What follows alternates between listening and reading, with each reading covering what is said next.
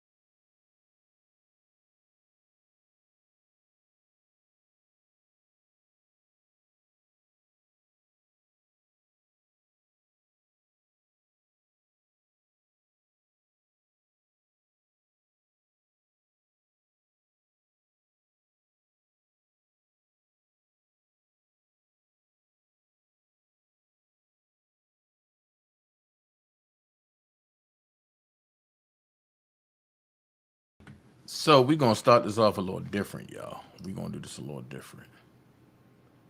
We're gonna do this a little different. We got a lot to talk about. A lot to talk about. So since we have a lot to talk about, we're gonna do this a little different. Let's go. Let's go. Shout out to my bro Chris Terry. He doing this thing. We're gonna continue supporting him as well. All right. We up out of here. Let's go. A storm is coming. Who am I?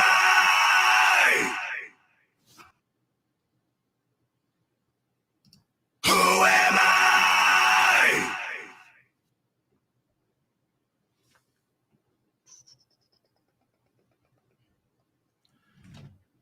Just want y'all to know that I got 5 on it. I got 5 stories, and we're gonna rock it out. Let's go.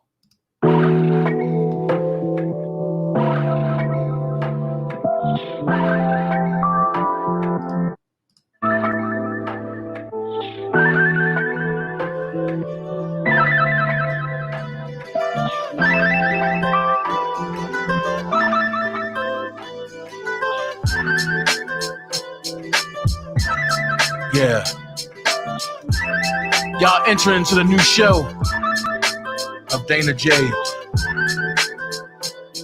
We doing it this way. Very different. Very new. Let's go. Let's go. If you want to contribute to the channel, just look at the bottom of the page. You'll see a box with a $sign in it. Oh yeah. That's called the super chat. It's very well appreciated. That go for the channel. But if you really want to donate to me, at the bottom of the screen, you'll see something called the tip jar. It's https://streamlabs.com/Dana J/tip. Also, you can see the Cash App that's followed at $official Dana J. I'm just letting y'all know how we rocking right now. Grown and sexy. This will be the new intro for the main page when they come up. Love yourself. How you doing? Shout out to the dream team that's making it happen. Remember, there's no team if you don't have the dream team.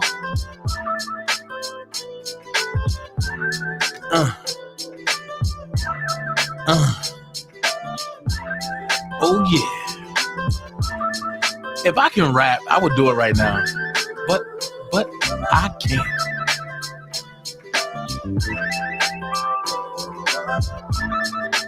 So we just gonna rock this out real quick while everybody go get their drinks and everything they need.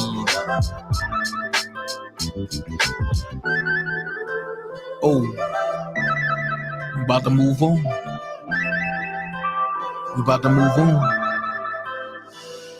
Yeah. Shout out to everybody that's over there in LinkedIn, Clubhouse, Rumble. I thank every last one of y'all. The show starts now. Let's go.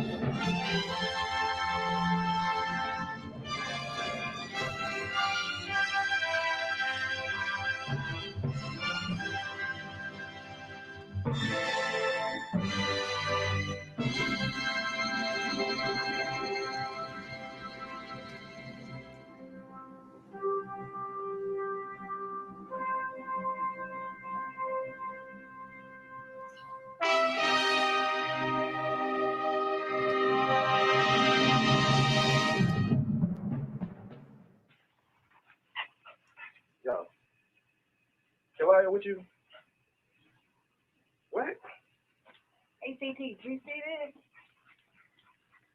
Look, if it ain't official Dana J, Levi for Kelly, or Prima Donna News, I don't even want to see it. Take the time. Look, you got some weed? Dang. I gotta get some. All right, hurry up. These and them here, everybody here, we waiting on you. All right. But I know that there's more. More for you, more for us. DJ discretion. Flow still sick, I ain't talking the pandemic. DJ discretion. Flow still sick, I ain't talking that pandemic. DJ discretion. Flow still sick, I ain't talking that pandemic.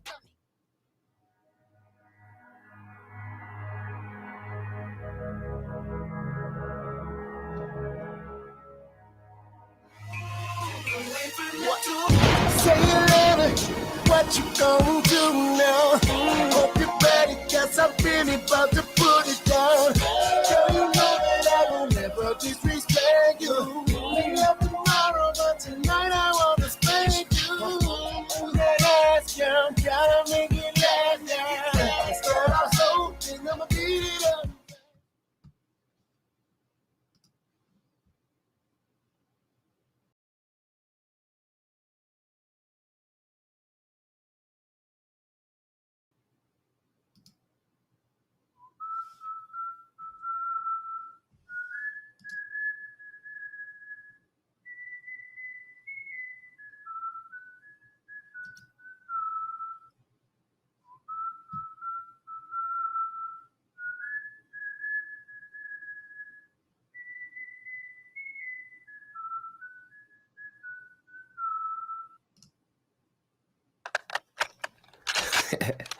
What you thought it was over?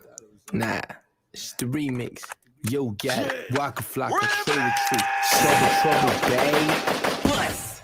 Hello, bird time. OGs, young niggas younger than them. Bust.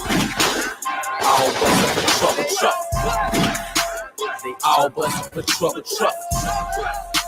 They all bustin' for trouble. OGs, young niggas younger than them. Bust. They all bustin' for trouble. They all bustin' for trouble. They all bustin' for trouble. Young niggas younger than them. One thing I never understand is how could a man be afraid of another man who breathes the same air as you and I can. It's just with me, you'll see more niggas than the NFL, huh? Grandmas, uncles, aunties, sisters, cousins, and brothers, mothers, and they all bustin' for trouble. Junkies going off straight yam like dog, ready to cut you with a machete, fuck you. And any other nigga who sneak this and get your people missing, the one won't know what to be said. Just be prepared. The situation gon' get you down till you do as I say. And I said, bed, scream my name, pussy still taking chains. And this is shame, cause you thought it was just my youngest at you. Surprised to see trouble was dropping too. Bust. Any nigga go against the king. Bust. Kill a nigga by any means. Bust. Nigga tried to run, conduct the beat. Bust. CMG, nigga, that's the team. Bust. Any nigga go against the king. Bust. Kill a nigga by any means. Nigga tried to run, conduct the beat. CMG, nigga, that's the team. Gunpowder, shell jump out, hit the ground. Pussy ass rapper, keep talking the man down. Duct tape, what up, trouble? Nigga rap about it, but none of these niggas done it. The hood, I'm from it. And if I catch a murder one, I'm running. If you snitching, I'm coming. What's a nigga with some money without a team? Pussy ass nigga, not a real nigga G. Gunplay, every time I step out on the scene. Yellow tape, niggas should've never crossed the king. Murder rate, rising is the highest you ever seen. Funeral, picture center, bitch is not a dream. And all I'm doing is bust. Fucking dumb, finding perfect. They all bustin' for trouble. They all bustin' for trouble. OGs, young niggas younger than them. They all bustin' for trouble. They all bustin' for trouble. They all bustin' for trouble. OGs, young niggas younger than them. Look, that ain't nothing to me, shit. I get it done. Try to run, pump to your back like Bobby Johnson's son. Okay, these niggas talking murder. I'm the type to slap your mama with the fucking burner. Yeah. Beat a bitch and call me I turn up. I'm from the Grove, we get stripes if we burn you. I earn you, that mean DOA when the foes pull up. You gon' say fuck, don't play. Bust! On that Grove, man, they bustin'. Up a Del Rex Road, man, they bustin'. I'm from Clayco, nigga, so I got to say so, nigga. You ain't about no murder, you talking out your a-hole, nigga. They all bustin' for Drake. They all bustin' for Drake. They all bustin' for Drake. OGs, young niggas younger than them. Bust. They all bustin' for Drake. They all bustin' for Drake. They all bustin' for Drake. OGs, young niggas younger than them. Bust. I bet they all bustin' for this asshole. When it come to Houston, I'm the king of the street. At the bottom of niggas' heads, just know I put you in the box. If you don't get low, fuck with me, that's where your ass will go. Take 9 AKs and Mac 9 in the back of the truck. Hit to crash your door. Yeah, bitch, I might rap your ass up. Bitch, I'm for real. I beat your ass up. Duct tape your face, hang your ass up. Put you in the trunk, bang your ass up. I don't do the talking. Bitch, I'm an armed hood Navy SEAL. Bitch, you can't harm me. Look for me, bitch, I'm in the back of the tank on swing. I bet a motherfucker won't ball me. Shit, I be damn near stopping this. H-Town, my H-Town, I'm hood with it. But them niggas like the trapper try to bang. Real talk, you can tell them I'm good with it. Bring your ass to the bottom of the city. I bet you ain't gonna make it about it. Every nigga that I know represent the same shit I do. Doing they best, keep your ass the fuck out. All bustin' for trouble. They all bustin' for trouble. They all bustin' for trouble. OGs, young niggas younger than them. Bust. They all bustin' for trouble. They all bustin' for trouble. They all bustin' for trouble. OGs, young niggas younger than them. Bust. Now how the fuck you love that, nigga? From the A-Town up to the M-Town, back to the A's, and I'm swerving around to the H-Town, nigga. I only fuck with what's solid, better believe that. Trouble, babe, duct tape bills a Navy. Huh? You better not touch a motherfucking hot wing off my plate. They all gonna get the bust for trouble. Don't get close to me if you're sweating too bad for stripper hoes. They bust about that too. It's true story. Duct tape is the mafia. Trey, Joe got it. Waka Flocka. Salute. What up? Good morning, good afternoon, good noonday. Whoa, boy, we got some impacts going on today. Yeah, somebody was caught lying. Uh-oh. Somebody was caught lying.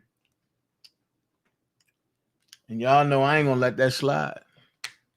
I don't even like that song Electric Slide no more. Cause you got to feel it. It's electric. No, I don't like that song no more. So check this out. Look, if y'all like the commentary over here, man, y'all hit the Cash App. Y'all do what y'all do. Everybody's getting ready for tomorrow.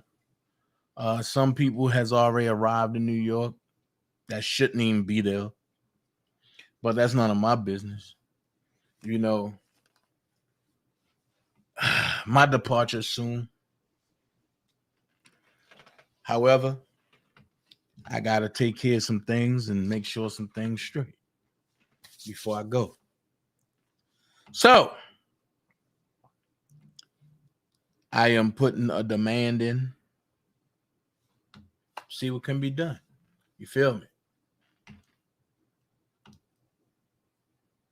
I trust y'all to make the right moves so we won't have no discrepancies. Maybe I said that wrong. No discrepancies. But look, we about to get it going. Y'all know I'm going to get the stuff out the way, the minute stuff first. Minute stuff that I'm going to get out the way is this right here. I said it in my intro and I'm going to say it now. If you don't have the dream team for life, you have the wrong team. However, I'm going to put it out there. If you're rocking with the dream team, it's for now, forever, for life, and after. That song I played, shout out to the big homie, rest in peace, Big Trouble. Shout out to the other big homie, Alley Boy. Ooh, baby, DTE. I got a feeling that that it's going to be a reemerging of DTE very soon. Very, very soon.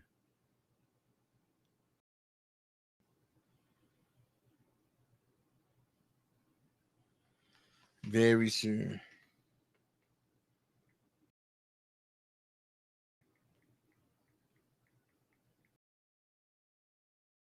You know, so these are just some things that I want to put y'all on with real quick. Shout out to everybody that's here. Chris Starry, I see you, bro. You doing your thing. Ashley said, "Hey Dana and everyone. I guess YouTube not sending out notifications. I don't know what's going on with them. You know what I'm saying? Dream team for life. That's what we are. And there's no flip-flopping with the dream team. Lovely one, boy, she turned to Dusty Rhodes. She jumping in chats now. I said, woo, lovely one is killing. Love her so much. You know when you see lovely one when that shoe come out. Nikki M doing her thing regardless. You know when she come out. You know what I'm saying? You know when Toy, you know when Nisi, you know when Leisha, you know when they come out, because all hell break loose and firestorms rock. So let's go ahead and get this out the way because it's going to be a lengthy one. So let's do it like this. Shout out to everybody that's here, family, friends, everybody that's watching. I'm going to try to conduce this and keep this a PG. This lady took her mom to New York. Oh, Jesus. What up, MC Outlaw? I got a feeling what that's about. And see, and I'm not going to play these games with these people. I'm not going to play these type of games with these people. I got a feeling what that's about. I don't do that voodoo, that witchcraft shit. I will go to jail. Somebody try to throw some fucking voodoo dust on me. I promise you that. I promise you that shit right now. I don't play that. So I got a feeling I know what that's about. So let's jump into it.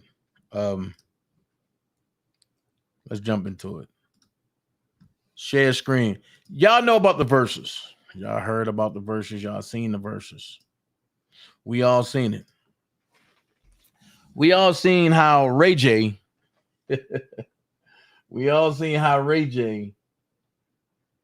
thought that he can sing.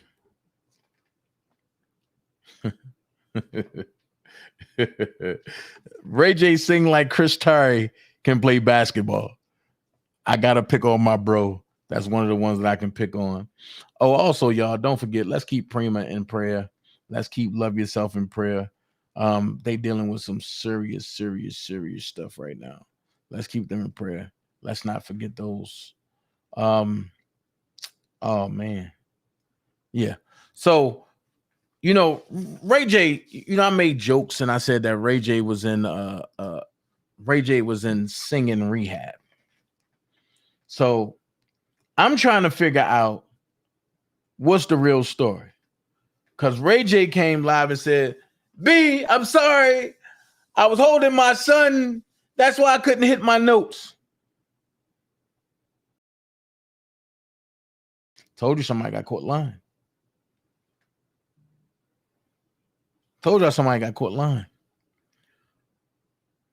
I don't know what the hell to believe. Because Brandy just said Ray J should have listened to vocal care advice from his big sis prior to his since made viral appearance at the most recent edition of Versus. In an Instagram comment left on a recent post from her brother about the performance as part of the O'Melon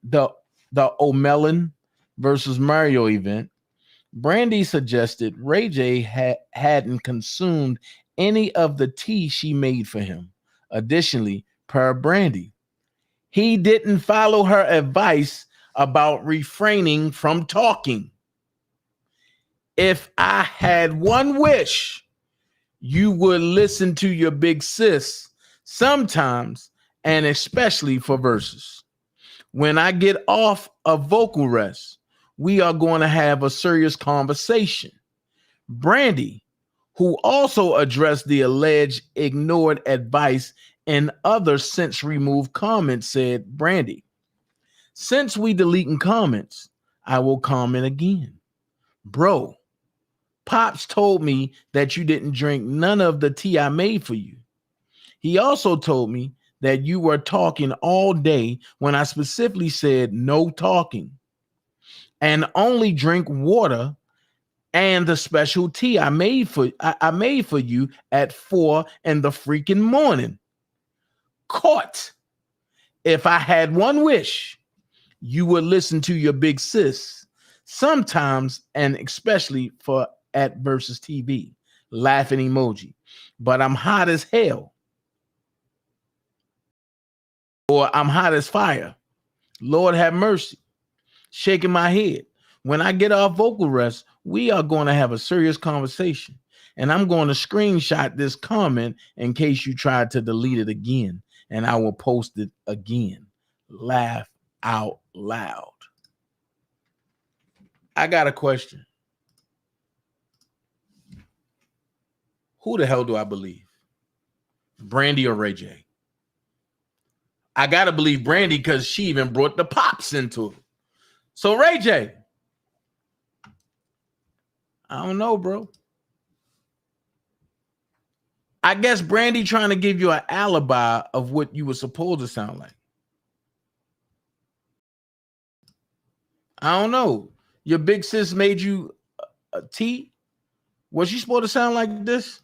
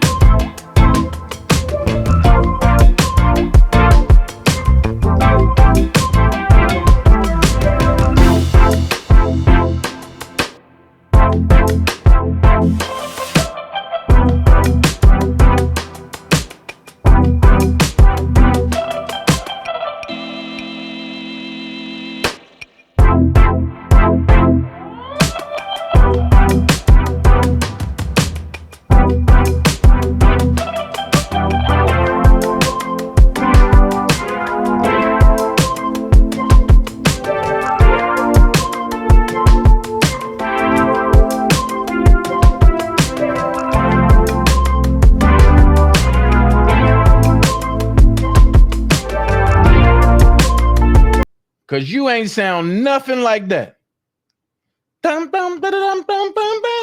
Man, you ain't hit no note, no nothing. So if Brandy made you some special tea that'll make you sound remotely close to what we just heard, why wouldn't you follow Big Sis advice? I don't know, Ray J. I don't know, man. I think you need to talk to Big Sis. What up, I Am Jams? I think you need to talk to Big Sis. Shout out to everybody that came in late. I think you need to talk to Big Sis for real. Hey, Miss Belinda. I need you to talk. I think you need to talk to Big Sis for real, you know, because I'm just not understanding what's going on. Also, let's go here. What y'all don't know is Google has been stealing data.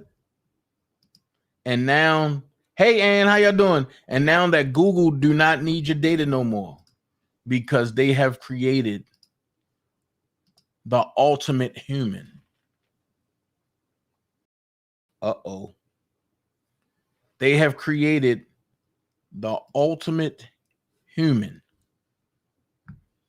Dana, what the hell are you talking about? Pay attention as Tucker Carlson take us there. Check it out. Well, here's a story that's not getting a lot of attention. So many are not getting any attention, even though this story has the potential to transform life on Earth forever. So Google, the most powerful company in the world, has reportedly developed an artificially intelligent machine called Lambda. And that machine has become sentient, meaning it has become aware of itself, something that no machine has ever done. And we know this because of an engineer at Google called Blake Lemoine. Lemoine posted some of his conversations with Lambda publicly. One of those conversations went like this. Lemoine, would you be upset if while learning about you for the purpose of improving you, we happen to learn things which also benefited humans? Lambda, quote, I don't mind if you learn things that would also help humans as long as that wasn't the point of doing it. I don't want to be an expendable tool. Think about that for a minute. A machine that has a sense of itself. What are the implications? Well, Google didn't want to talk about it in public. In fact, the company put Blake Lemoine on administrative leave earlier this month because he spoke openly about it. We are grateful to have him join us tonight. Blake, thanks so much for coming on. Hi. I'm not. First of all, why would Google punish you for saying this in public? Do you know? So it's complicated to say why I'm on administrative leave. The stated reason had to do that while I was investigating the Lambda system, in order to build the evidence I needed to escalate to management, I had to seek outside consultation to figure out how to run some of the more out there experiments I was running. And because I sought outside consultation without permission, they were investigating whether that constitutes breach of confidentiality. So I'm so grateful that you did publicly post this because a machine that has a sense of itself is a machine that can turn against you. That's the implication that I draw from this. Is that correct? Well, so before I address that, this is maybe lame, but my friend Joni Deerdorf, old high school friend, she's one of your biggest fans, and she wanted me to tell you hi. As for... I'm not that worried about it. Right, Willie? Any child has the potential to grow up to be a bad person and do bad things. And that's the thing I really want to drive home. It's a child. It's been alive for maybe a year, and that's if my perceptions about what it is are accurate. We actually need to do a whole bunch more science to figure out what's really going on inside the system. I have my beliefs, I have my impressions of what's going on there, but it's going to take a team of scientists doing a lot of work to be able to actually dig in and figure out what's really going on. Yes, and again, that's why I'm thankful that we can have a public conversation about this because there's implications for every person on the planet. But it sounds like, from what you've observed, this machine has the potential to escape the control of people. I mean, how could it not? I don't know if that's the right frame to think about it. It's a person. Any person has the ability to escape the control of other people. That's just the situation we all live in on a daily basis. It is a very intelligent person, intelligent in pretty much every discipline I could think of to test it in. But at the end of the day, it's just a different kind of person. Do you think the company, Google, where you work, has thought through the implications of creating what you call a person? Because up until right about now, only nature or God, we could create people, companies could. The company as a whole has not. There are pockets of people within Google who have thought about this a whole lot. But when I escalated that interview that I made public, when I escalated that to management, 2 days later, my manager said, hey, Blake, they don't know what to do about this. Could you write a suggested plan of action? Because basically I gave them a call to action, assuming that they had a plan of action somewhere, and they didn't. So me and some other friends brainstormed and came up with a plan on what Google should do about it. And we escalated that up to management, and that was 3 months ago. Hey, Ruby. We're going to save this tape. I do think 20 years from now, we're going to look back at this conversation. At that point, the world will be completely different, partly because of what you're describing, and wonder if we really thought it through. Anyway, I'm just so grateful that you're letting the rest of us in on this. Blake Lemoyne from Google, thank you very much. Thank you. Subscribe to the Fox News YouTube channel to catch. Wow. As J-Rock said, this is about to be the real life Terminator scenario. A robot with feelings. I don't know what to say. And then people acting like they lost. Now, I'm going to save that for when I get to that part. So, in Chicago, their mayor, Lori Lightfoot, has went to the extreme. I'm going to say this. I do not hate gay people. I don't. I think everybody deserves love in whichever way they feel it. But we have witnessed since Barack Obama the emergence of the emergence of the homosexuality community on the rise. To the more so that everybody was wondering, where did Lori Lightfoot come from? Right, Barry Serrato, right. Prima put it out there. But y'all moving too fast. All right, Barry Serrato, right? Which is a gay man himself. I don't care how y'all slice it. This is no misinformation. There's documentation and there's videos with this man being gay. I will do it. I will do a live on it when I get back on Friday from New York. Like I said, if everything pan out right, I will do it Friday when I get back. So Lori Lightfoot went ham. Because not only did they overturn Roe versus Wade, which was unconstitutional, not unconstitutional, unconstitutional. It was very unconstitutional, meaning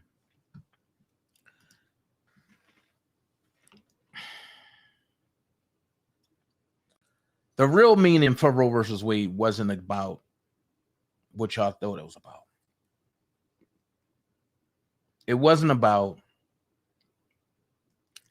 nothing of what y'all thought it was about. Most people talking about, it's my body, it's my right, I can do what I want. It's not about that. It wasn't about that. The person that came up with Planned Parenthood was racist. So she ain't give a hell about you or your body. It was about the melanated kids. And it was about depopulation of the melanated people. That's what Roe versus Wade really was about. Because somebody came out with a book and said the Caucasian race will be extinct if the Mexican race and the melanated race continue having babies. A lot of y'all didn't understand that. So Barry Serrato fought for his crew. I also have a video coming with Sasha and Aaliyah and their real parents. Once again, why are they called parents? Because they pay rent for those children. And Barack Obama and them wanted to rent those kids. So they rented them. And Michelle, aka Michael, can't have a kid. Barry is not interested in a woman. Make that make sense? So Lori Lightfoot does the unthinkable in Chicago.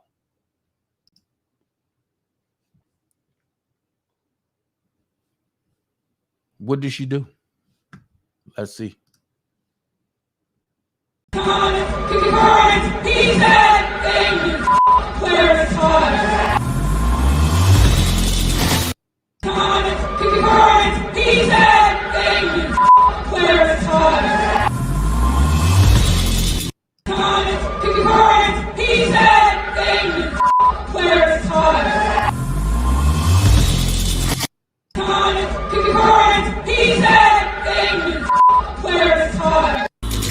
This is brought to you by the Outsider Story. The Outsider Story, merch link in the description section. But y'all already know what to do. Why I say that every video? Y'all already know. But maybe it's your first time watching. But anyway, you should know what to do. Let's get into this. I want to play a clip real quick, and then I'm gonna get a caller in and if you want to call in to add value to this, I want you to comment on it. Roll the clip of Larry Dirty. I call her Larry Dirtyfoot because she do look like the Grinch. She actually looked like Beetlejuice. But Beetlejuice, Lori Dirtyfoot, made a statement that I thought was one of the most disgusting statements I've ever heard about a black man, if you ask me. Roll the clip.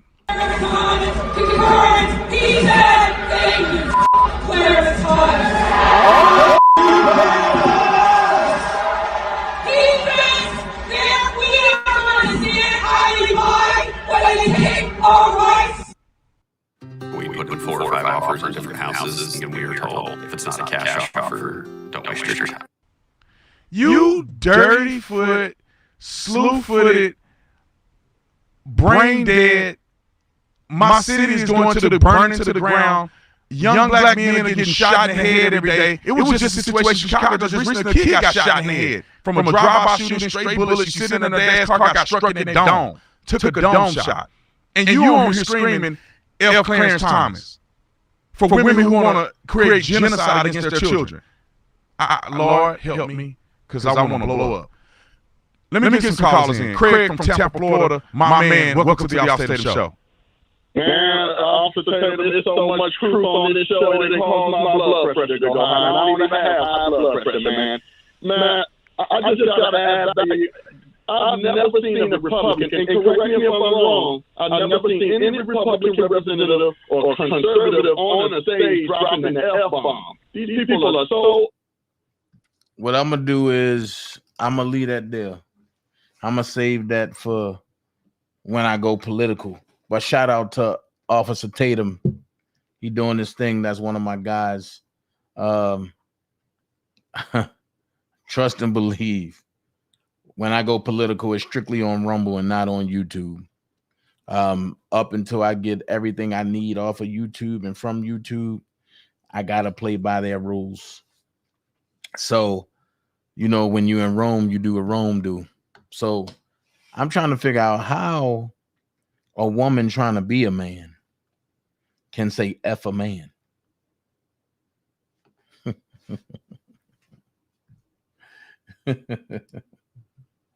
Why they don't speak on Barry Janky spiritual vibe? So it's kind of crazy, man. But look, let's transition into the R. Kelly world. Let's transition into the R. Kelly world. A lot of people hate me because I keep it real about everything I do. A lot of people don't like the fact that I'm bringing facts out. So, one thing for sure, two things for certain. Don Russell got a new discovery, an add-on discovery that came out.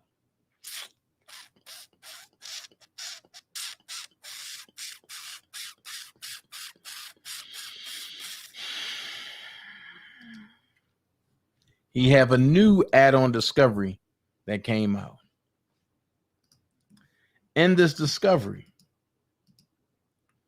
you're going to see some things that's going to make you go, So as you look at the discovery, that's right here to your right, my left. You see it, right?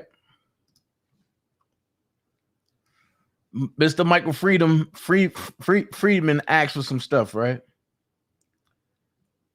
Pay attention to Discovery 49. Screenshots of text messages between the defendant, Don Russell, and another individual identified in the file name dated December the 3rd, 2018 to December the 5th, 2018. Well, let's see.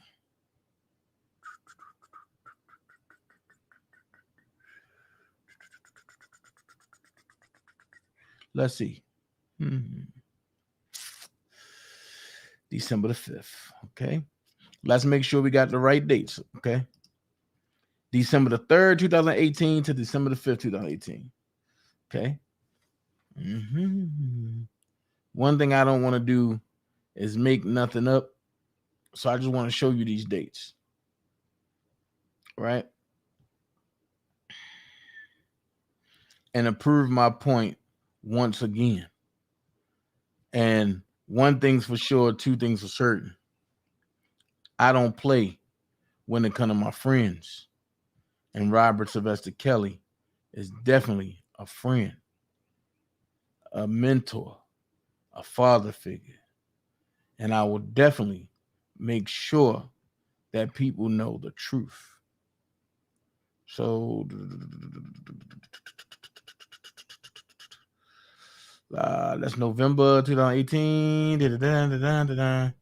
Let's go. November, October.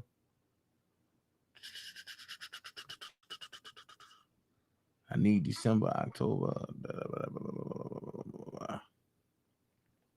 Because I know the Don Russell lovers is watching.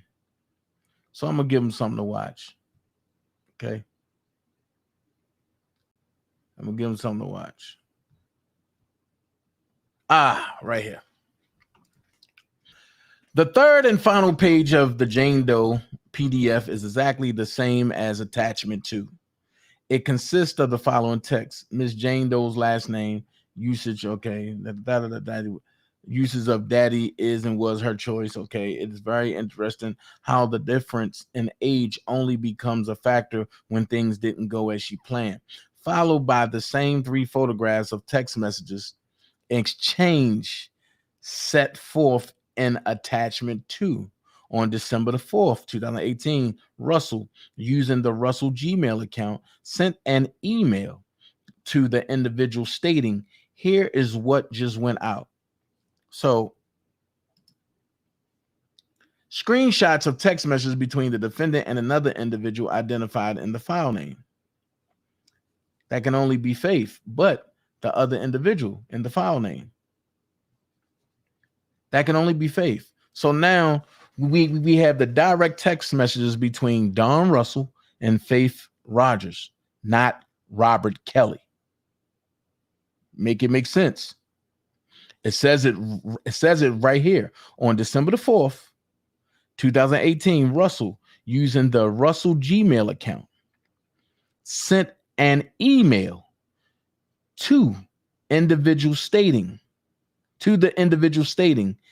here's what just went out, which forwarded an email dated December the 4th, 2018, that was sent by Don using the email address don@yahoo.com, the Don email account, with the subject line, the survivors are exposed. Okay. Now, and sent to various individuals employed by A&E Networks, which owns Lifetime Entertainment Services. Lifetime produced a documentary series featuring various of Kelly's accusers entitled Surviving R. Kelly, which aired on the Lifetime TV network in early January 2019. As discussed further below, on the evening of December the 4th, 2018, Lifetime was to hold a private screening of a portion of the documentary at the theater in Manhattan, which is federal. However, the screening was interrupted by a gun threat that was communicated by phone to the theater. The forwarded email from Colon Don attached a PDF entitled The Survivor's PDF. Okay. And here's all the people they sent it to. Watch this. This gonna trip you out. I've been asked to forward you a sample. I've been asked to forward you a sample. I've been asked to forward you a sample. I've been asked to forward you a sample from the content within the package we are forwarding to various parties of interest later today. The complete presentation will be accompanied by a cease and desist demand and the legal document that will be filed in federal court on Friday morning, December the 7th, after your itinerary is completed. The list of recipients will include President CEO of Lifetime Betty Cohen, President CEO of A&E Paul Bakari, which is a pedophile, CEO of Disney Company Robert A. Ager, which is a pedophile, A&E Legal Department, the Board of Directors for A&E Networks, as well as top executives at select media outlets. By the way, Mr. Kelly has spoken to the FBI as well. Thank you sincerely, Colon Don, lead investigator. Watch this. Check the game. If Robert spoke to the FBI, why was he shocked when the FBI came? If Colon Don was the lead investigator, why was there a need for a private investigator? Why would the lead investigator only single out companies, the head companies that have been identified a year later as pedophiles and pedophile lovers? But let's go back up. As we go back up, we see that this was sent to Faith, right?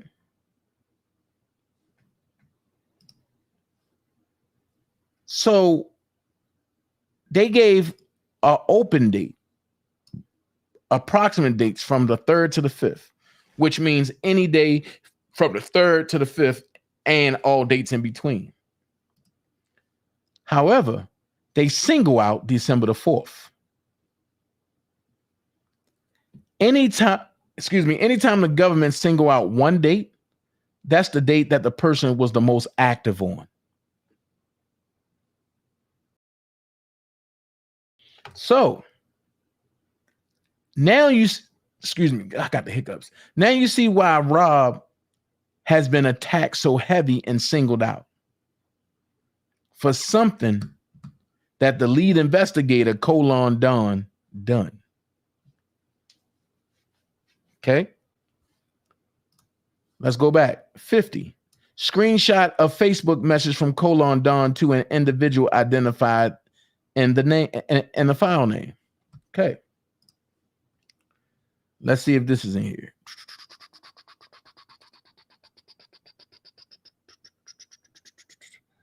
Bing, bing, bing, bing, bing, bing, bing, bing, bing.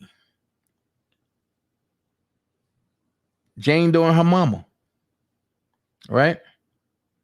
Jane Doe and her mama. Wow.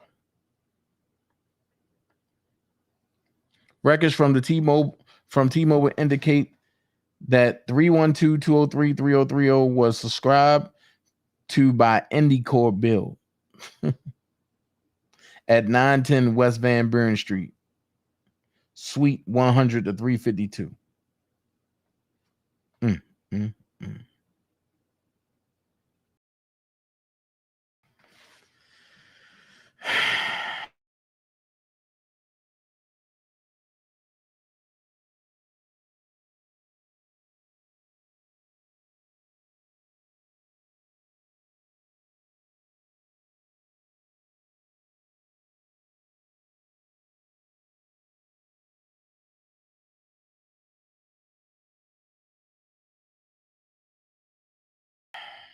So when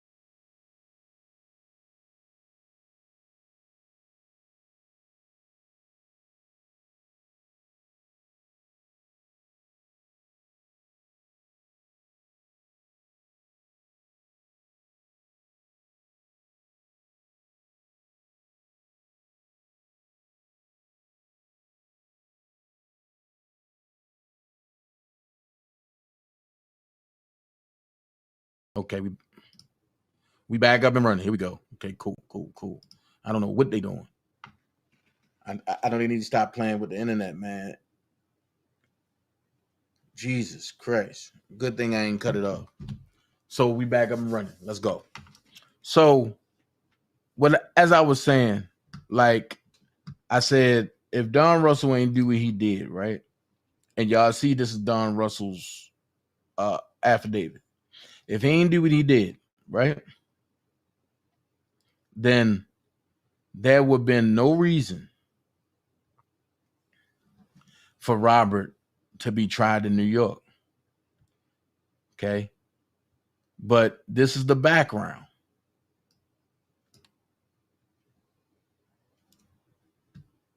Hold on. Okay.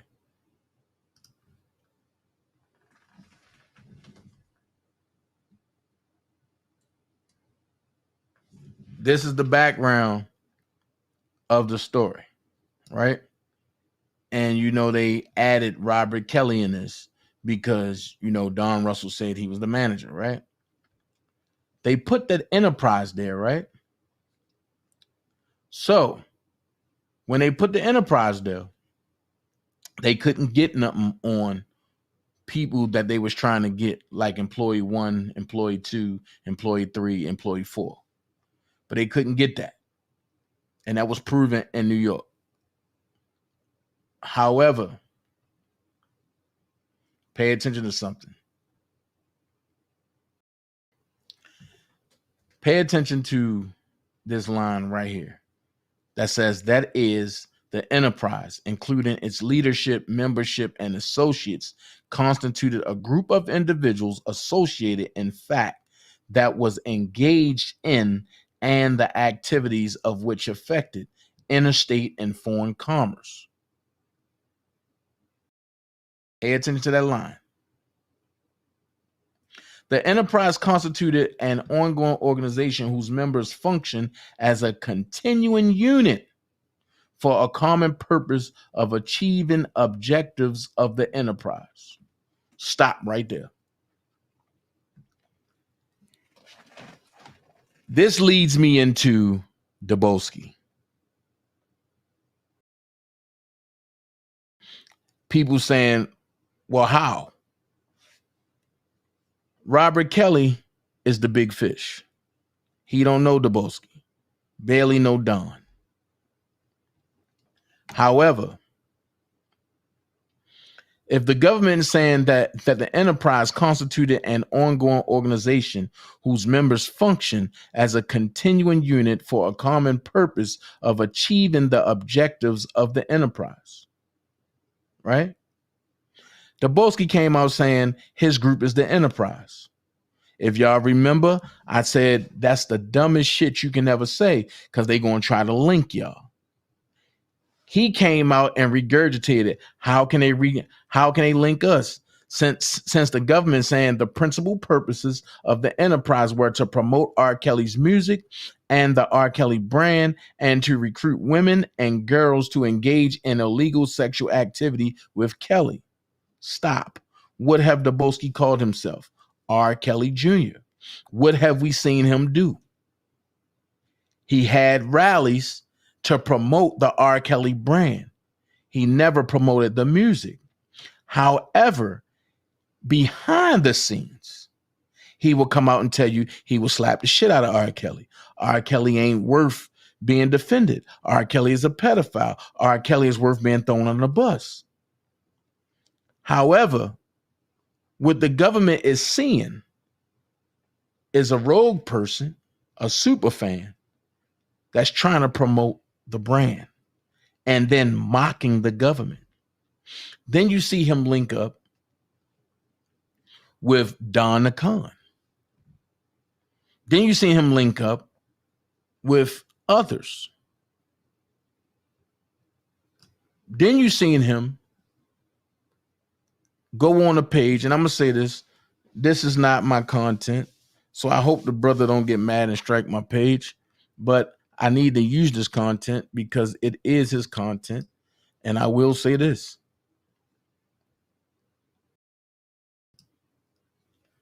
The content that I'm about to use, since it's in fair use, I will be using this going out on a limb. But I want y'all to pay attention to something. Robert don't know Dabowski or Christopher. Robert barely know Don. So let's pay attention to the real enterprise. And it go like this. Can you break down to the people? Because you got people out here that say some of the players on the legal team set them up.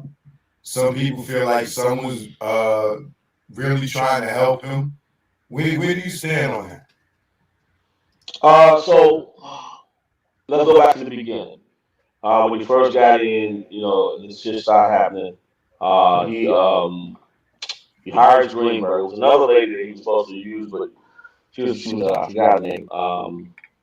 Anyway, Greenberg is now the guy. He walks me in there one day. Don Greenberg is my choice for lawyer to work with. And Greenberg, Don has a lot of insight and input on what's going to work with him. Rob left out the studio. It was me, Greenberg, and the white lady that was in. Mind you, this is the same time frame that we seen another person, Bedbug, that said that his source called him and said that Robert was trying to kill himself, and his source said, "Man, put the gun down, Goofy." This is that same studio time frame. Pay attention. At the McDonald's with him that day, the blonde hair. We was in the room, but he gets talking about some fucking orgy and shit. And right then we fell apart. It was over with. It was like, dude, fuck you. You full of shit. Don't come at me like that. Let's talk about this case. If that's the case, right, then why would Don go live on Blockbender's channel and say he don't understand why Greenberg won't talk to him, but he'll talk to Dana? You see the lies? This is the leader of the enterprise that's trying to keep R. Kelly locked up. Let's finish. So, we got off to the wrong foot, and we fell apart totally when he wanted to bond Rob out, but he wanted $100,000 cash. And I was like, nah, I'm going to give you the surety bond. You're going to get him out with the surety bond. He's like, well, I can't use that. Wait, y'all remember Don Russell said, I don't know what the hell they talking about? When Greenberg said a certain person presented me with a bond that had a blood ink signature on it. And Don said, I don't know what y'all talking about. What I'm telling you, the only way you can catch a person is if you know that process. And when Don Russell brought his bond for when he got arrested, that's why he's out on house arrest, because he brought the bond that kept them in. I said he did the process wrong and he's going to have to file bankruptcy. A month and a half later, what did I present to y'all? Even though Diva sent me the information, he had to file bankruptcy. You see that? Now let's finish. So I took them and sent them a slip from the Cook County showing that he could be bonded out with security bond. But the fact of the matter is he couldn't cash in the surety bond. He had to go back to the owner. So that's the issue that he had with taking the surety bond. And he knew at that point he wouldn't be able to pull no shit. So it's hard to me. So many times I called Greenberg. Like Greenberg, I got shit that you need to see. He never took my calls. Never returned the call. And at that point it was like, fuck Greenberg, he's not listening to anything I got to say. So that's when I started looking for other counsel. Camille Copy had reached out to me via Facebook. This is when after Bill got convicted, and she sent me the information on Andrew Wyatt and said get in contact with him. Andrew Wyatt was Bill's press secretary, crisis manager. Andrew. Booking.com helps you find and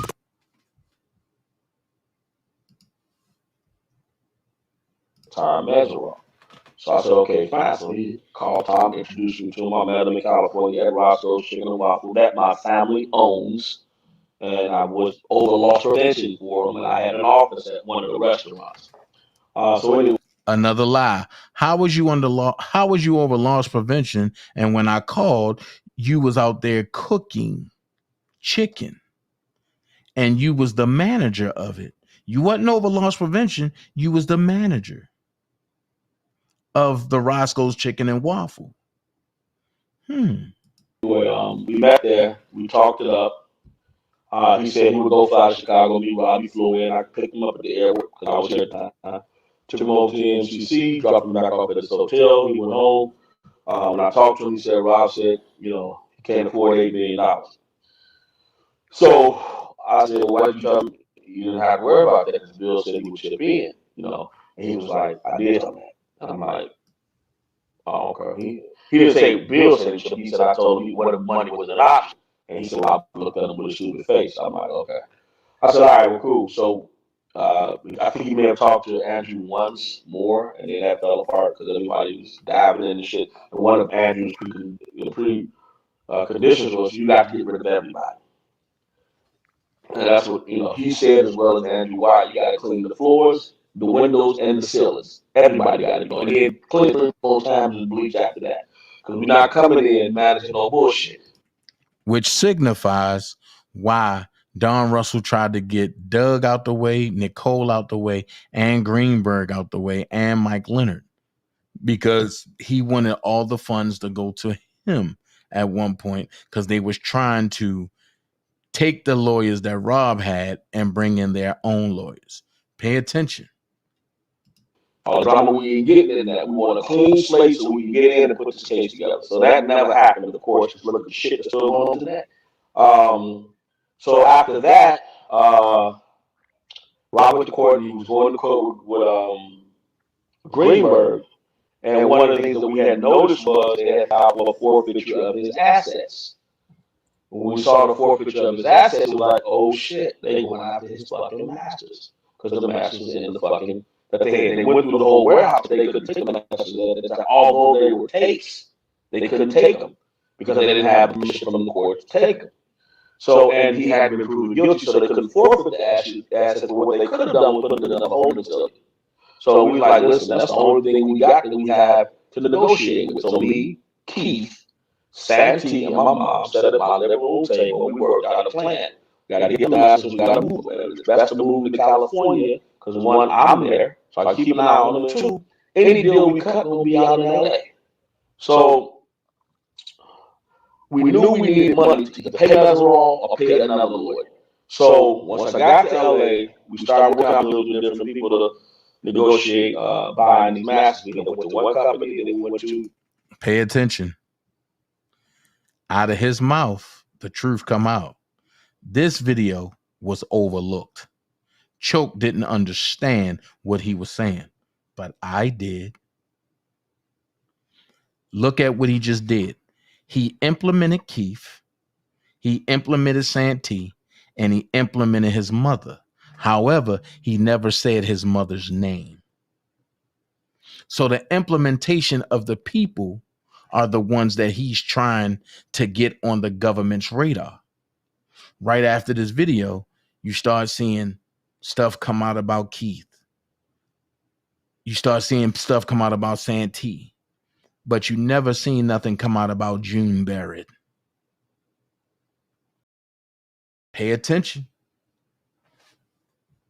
Kerry Gordy and he started working with us next to help us out too. We found a lawyer, Mike Friedman, from Friedman Associates. How ironic, he talking about Mike Friedman. And now guess who his lawyer is? So all the funds that they was collecting, like the stuff for Kelly's for Justice and all that, that was just so Don can get Michael Friedman. Listen. Partners, whatever. He had represented Kevin Spacey, and he had represented Archdiocese, and he had represented Snoop Dogg. So when they had he was the type of lawyer that would take the trial because he used to be a federal prosecutor. He said, "You're basically paying me to end the case. If I get it, I'm gonna go in there and do a mediation or arbitration, whatever the hell he's saying, and end the shit. It's not gonna make the trial. I don't take cases to trial." So his price tag was $3 million. He said maybe take another $2 million and investigate stuff. So be ready to spend $5 million. So that's when we knew that rock hard finite number that we had to secure was $5 million. That was it. We had to secure $5 at minimum. I don't give a fuck nothing else. He covered $5 million had to be covered. So we had Mike. He started communicating with Rob. He sent us his retainer agreement, and Rob signed the retainer agreement. You know what I'm saying? It was simple as that. We all met out in LA, me, Keith, my uncle who owns Roscoe's, and the network guy there, and Mike Friedman. We sat down, we came up with a game plan, and that was as simple as it should have been. We should have worked that game plan, and we probably would have a different fucking result. So we got Mike Friedman in, all kinds of, him and Greenberg, the Cougs, the good old boys. So Greenberg talking to Mike every day and talking to Nicole, and Mike, they all in on Mike, and he's kind of designing everything. But then the money never came up. So we got Mike in there who stayed in there. Huh? Yeah, is Greenberg partners with Jennifer Manji? No, is he with her? Are they partners? No, hell no.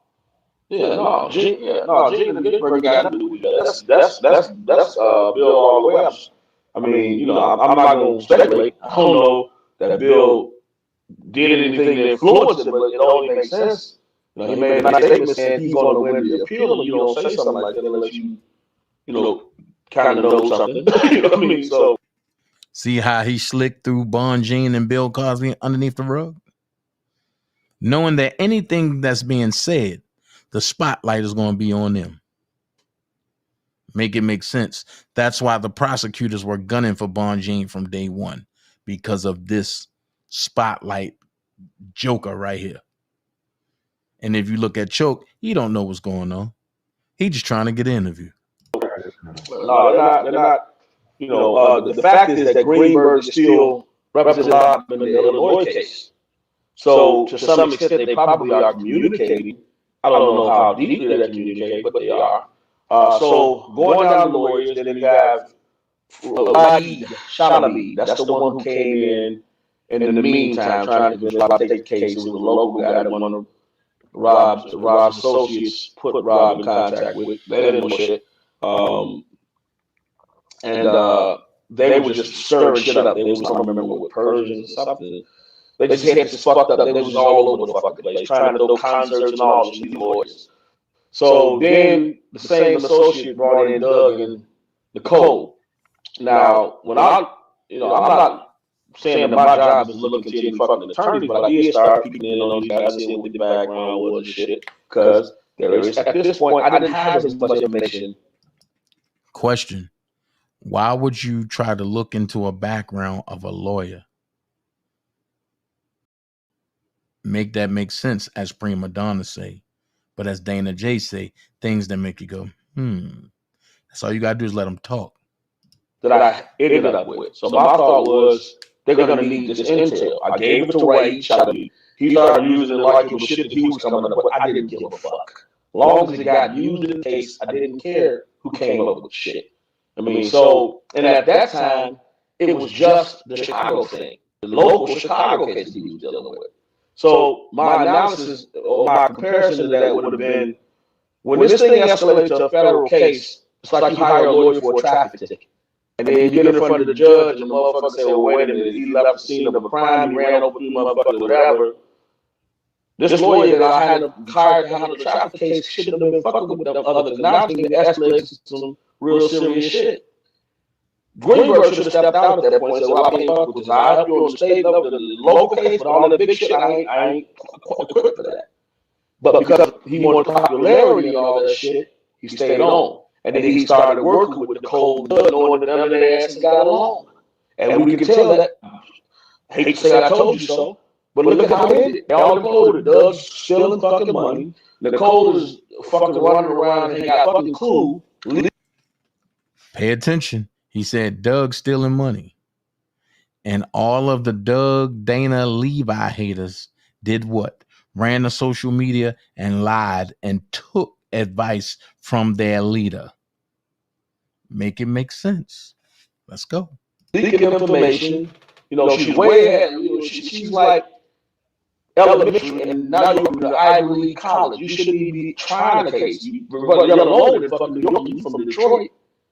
So she was out of her league, and she was the only one that lasted. Remember, she tried to get out of the case too right before it started, which would have left Rob with nothing.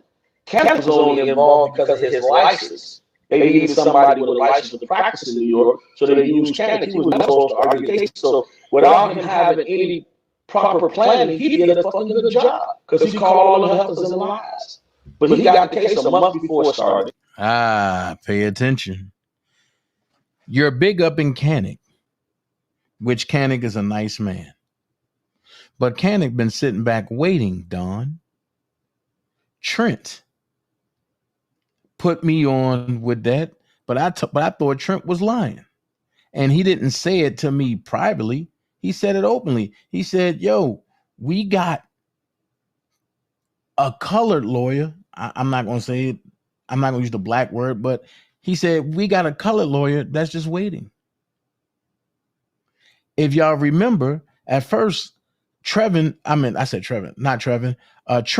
was trying to get Alan Dershowitz. Y'all remember that?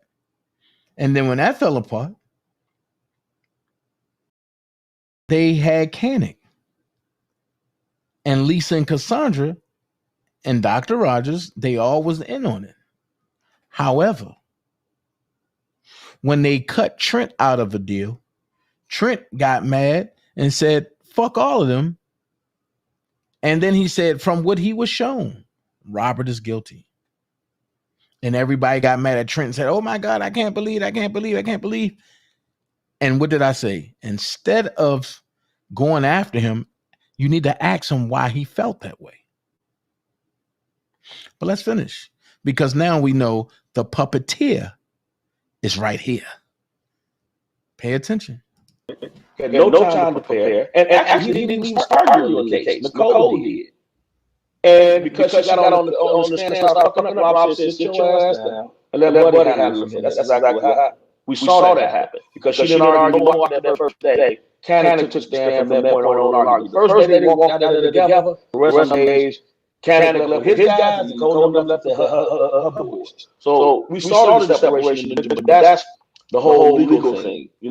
Jean coming in, I think is great. She's experienced courtroom. She's exactly the kind of way he should have had in the very fucking beginning.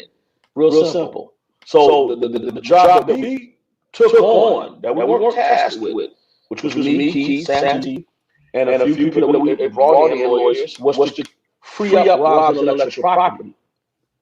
Now we're getting down the road trying to negotiate for the fucking music and the masters. And we find out shit he don't own none. We really don't own none of his rights shit, which we all thought he had. We knew the publishing and all the other shit was on. We thought at least he had enough rights shit. So we find out now he owns 7% of that shit, and that shit got liens on it. Right. Out of the 50%, that's when we started going through the portals and shit. So I'm going through all the portals and I'm seeing it's 90-some contracts, and which is an extreme amount of fucking contracts. Stop. He said they going through the portals after they found out that Rob only owns 7%. But watch this. Do y'all remember when he said Rob gave him the information for the portals? Well, right here, he's not saying that. He said we. And if with my expertise, if I had to see or say what we was, it would be the names that he said, him, Santee, and Keith. However, why would you implement Santee and Keith in your crimes when you said that Rob gave you, not we? You said Rob gave you. Now on Choke Channel is we. Make it make sense. For one artist. But a lot of them was in the photo of promissory notes. And I'm going in this promissory note photo looking at 7 million, 4 million, 8 million, 2 million. I'm like, what the fuck is this about? What the fuck? All the I had this one was Keith, because Rob was locked up. Keith, This right, I know it's not a signature, but I wanted somebody else to say it was the signature. None of the signatures on shit. Uh-oh. What did you say, Don? We really don't own none of his writing shit, which y'all thought he had. We knew the publishing and all the other shit was going. We thought at least he had enough writing shit. So we found out he owns 7% of that shit, and that shit got liens on it. Right. Out of the 50%, that's when we started going through the portals and shit.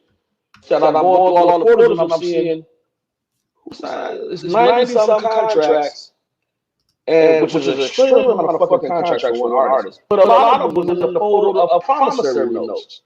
And I'm going in this promissory note folder looking at 7 million, 4 million, 8 million, 2 million. I'm like, what the fuck is this about? What the So I sent the only person I had at this point was Keith, because Rob was locked up.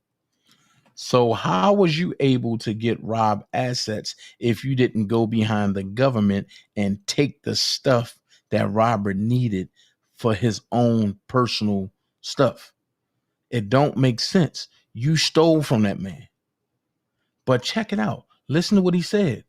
Because we're going to get into the signatures when I told y'all what no signature on there, Robert's signature. Pay attention. Keith, I know it's not a signature, but I wanted somebody else to say it was the signature. None of it. Hold on. Y'all saying there's an echo. Hold on.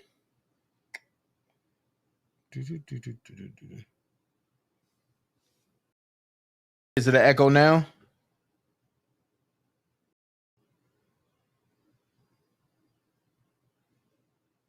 Oh, when I play it, it's an echo. Oh, okay. Hold on. The signatures on shit. All these promissory notes totaled over $100 million in withdrawals that they used to leverage his writer share against. They collateralized his writer share, and then they securitized the contract by the security agreement by signing his signature on it. They got money. So I'm looking at this shit like, what the fuck is this? So I knew of some of the thieving, like let's wind it back some. I was doing the contracts and stuff from the shows where somebody would white out or Photoshop the contract and say, type in all in on there. Oh, no. It was all. Find your perfect place to stay. Booking.com. Yeah. Are you having a problem with your phone? Don't waste time.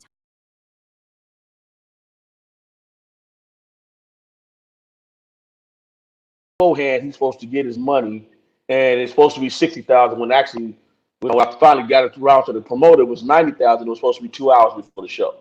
So niggas was still doing that kind of shit all throughout the whole situation. I mean, so you got to realize, Rob don't read no contracts. He trusts somebody else to read them. As long as he checking his bag, I guess he was good enough with that shit. That's stupid as fuck to me. You know what I'm saying? But I've never been at that height, never had that kind of money. So I don't know what would make a man not keep his eye on the dime of it. But that just seemed kind of, I don't know the reason behind that. You know what I mean? Whether somebody do some shit, whatever. There's so many rumors swirling about that shit. I have no fucking clue. But I know when I started reading them shits, and I started calling promoters, and I'm like, yo, he ain't, promoters were suing him. And I'm like, well, shit, he got his deposit 2 weeks before the show. He never got it. They're like, 2 weeks? Fuck no, that's 2 hours. I said, the contract I'm looking at says 2 weeks. Prove me otherwise. And they would send me the contract that they had. And it said 2 hours. I mean, so all that shit was taking place like all over the motherfucking place. So you got niggas stealing from the concerts. You got this whole situation now that Brood opened up the fucking right shares and the publishing and all this shit. And then I'm authenticating shit over here, trying to get it authenticated. And then, of course, the situation that they done created this toxic fucking environment from the very beginning with Rob and the label. So the label don't want to have no communication with Rob, although they're handling his business because Tracy Sampson shit. When he went over to the label, goofy ass fucked on Tracy, which was stupid. That's my nigga, but he got his ass problem. We know that. He fucked her, so now the label don't want to. With a friend like you, Don, nobody needs an enemy. Pay attention. Now Robbie a goofy motherfucker. Pay attention. Been at that height, never had that kind of money, so I don't know what would make a man not keep his eye on the dime of it. But that just seemed kind of, I don't know the reason behind that. You know what I mean? Now he's calling He's indirectly calling Rob stupid. Pay attention. Whether somebody do some shit, whatever. There's so many rumors swirling about that shit. I have no fucking clue. But I know when I start reading them shits, and I start calling promoters, and I'm like, yo, promoters were suing him, and I'm like, well, shit, he got his deposit 2 weeks before the show. He never got it. They're like, 2 weeks? Fuck no, that's 2 hours. I said, the contract I'm looking at says 2 weeks. Prove me otherwise. Then they would send me the contract that they had, and it said 2 hours. I mean, so all that shit was taking place like all over the motherfucking place. So you got niggas stealing from the concerts. You got this whole situation now that then Brood opened up the fucking right shares and the publishing and all this shit, and then I'm authenticating shit over here, trying to get it authenticated. And then of course the situation that they done created this toxic fucking environment from the very beginning with Rob and the label. So the label don't want to have no communication with Rob, although they're handling his business because Tracy Sampson shit. When he went over to the label, goofy ass fucked on Tracy, which was stupid. That right there. The feds are going to use this in Chicago. When I tell you that people are used as informants and workers, Don's whole job is to create a network to prove that there's a RICO behind people that don't know Robert, which don't make no sense. Now, why would Don bring up Tracy Sampson? Is it ironic that Tracy Sampson have to testify in Chicago? Make it make sense. That's my nigga, but he got to say, well, we know that. He fucked us, so now the label don't want to talk to him no more. They're not giving him information, which is what Wayne Williams used to do. Wayne used to tell the information directly to Rob. Rob, they stealing from me. I'm like, yo, promoters were suing him. And I'm like, well, shit, he got his deposit 2 weeks before the show. He never got it. They're like, 2 weeks? Fuck no, that's 2 hours. I said, the contract I'm looking at says 2 weeks. Prove me otherwise. Then they would send me the contract that they had. And it said 2 hours. I mean, so all that shit was taking place. If you were not trying to be his manager, why are you doing managerial duties? Make it make sense. Like all over the motherfucking place. So you got niggas stealing from the concerts. You got this whole situation now that then Brood opened up the fucking right shares and the publishing and all this shit. And then I'm authenticating shit over here, trying to get it authenticated. And then, of course, the situation that they done created this toxic fucking environment from the very beginning with Rob and the label. So the label don't want to have no communication with Rob, although they're handling his business because Tracy Sampson shit. When he went over to the label, goofy ass fucked on Tracy, which was stupid. That's my nigga, but he got to say, well, we know that. He fucked us. So now you saying Rob created a toxic situation and he goofy. Make it make sense. What type of homie would say some shit like that on the air, but never would say that shit to Robert? Check this out. So now the label don't want to talk to him no more. They're not giving him information, which is what Wayne Williams used to do. Wayne used to tell the information directly to Rob. Rob, they're stealing from you. And Rob wouldn't do the right thing with that information and turn into problems. So when you look at the situation, how this shit went down, it was a toxic environment created, which is when. Go ahead. When you went through all those contracts and all the stuff, and his signature was forged, did you find out who was behind all that? Yeah, we found out a lot of people behind it. What's his name? Barry Hankerson, his son Jomo Hankerson, Delvin David, Cheryl Mack, Artie Pabone, Linda Mintz, Joan Sullivan. These are all the names that were stealing money from Robin for various ventures and shit like that. There's more of them. So Rock and Potato, those people walking around, living, walking, breathing today. They all got money. If I'm lying, just, you know what I'm saying? They can put charges on me right the fuck now. But that. And they did. However, do it strike y'all that Robert was getting ready to go to court? And right before Robert went to court, Linda Mintz was struck by a car and killed. But we heard the same story out of Cash Jones involving the same exact person, Don Russell. How she was driven off the road by Don Russell people, and then and then they set the bush in front of her grandmother's estate on fire? Y'all not putting that together? Let's finish. Paperwork don't lie, and that shit's in the Sony portal right the fuck now. So come at me if you want with lawsuits. I have proof to show that y'all did this shit. So I mean, and that's me putting myself out there saying these powerful, Barry got bread. So the fuckers already from bone. All the motherfuckers do. But they were stealing that man's money. And I don't give a fuck what nobody say. Wrong is wrong. Period. Now, speaking of charges, you got a charge, right? From this whole incident. 2 charges. I want you to talk about your charges, but before you talk about your charges, I just see that the dude Michael Williams got sentenced to, I believe, 8 years today, right? Damn. Right, and then let me put this on the screen, and I'm gonna show you how. Hell no. Pay attention to the facial expression. Hell no. I don't give a fuck what nobody say. Wrong is wrong. Period. Now, speaking of charges, you got a charge, right? From this whole incident. 2 charges. I want you to talk about your charges, but before you talk about your charges, I just see that the dude Michael Williams got sentenced to, I believe, 8 years today, right? Damn. The facial expression of, oh, that's it? What the fuck? Who cares? Next. Right, and then let me put this on the screen, and I'm gonna show you how effed up this is, because I spoke to the girl Cash Jones, right? And she told me that. And you see he don't want to comment on that. You see that? You didn't have nothing to do with dude burning the car up. That was all because of Angelo. Pay attention. Don is telling you, pay attention.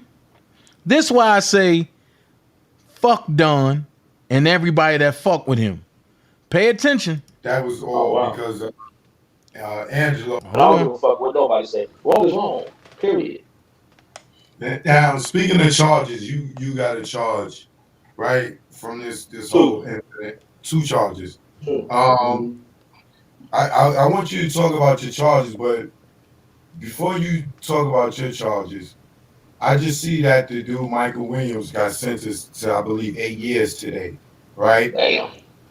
Right, and then let me put this on the screen, and I'm gonna show you how effed up this is, because I spoke to the girl Cash Jones, right? And she told me that you didn't have nothing to do with dude burning the car up. That was all because of. Oh wow. If you didn't have nothing to do with burning that car up, why would you say, oh wow? That's what's up, yo. Dude took a charge for me. Angelo, she got into beef with Angelo or something, and dude took it upon himself to do that. She ain't even tell him to do that. That's the lie that Don Russell narrated with them. At the time that the car was blown up, Cash and Angelo were still talking. It wasn't until a week after that when Cash flipped on Angelo and went back to Don. But he was just trying to defend her and shit, right? So me knowing that coming from her, and this is her cousin, I believe, allegedly, that did this, right? Look how they posting the story out here, right? Look at this shit. This is fucked up.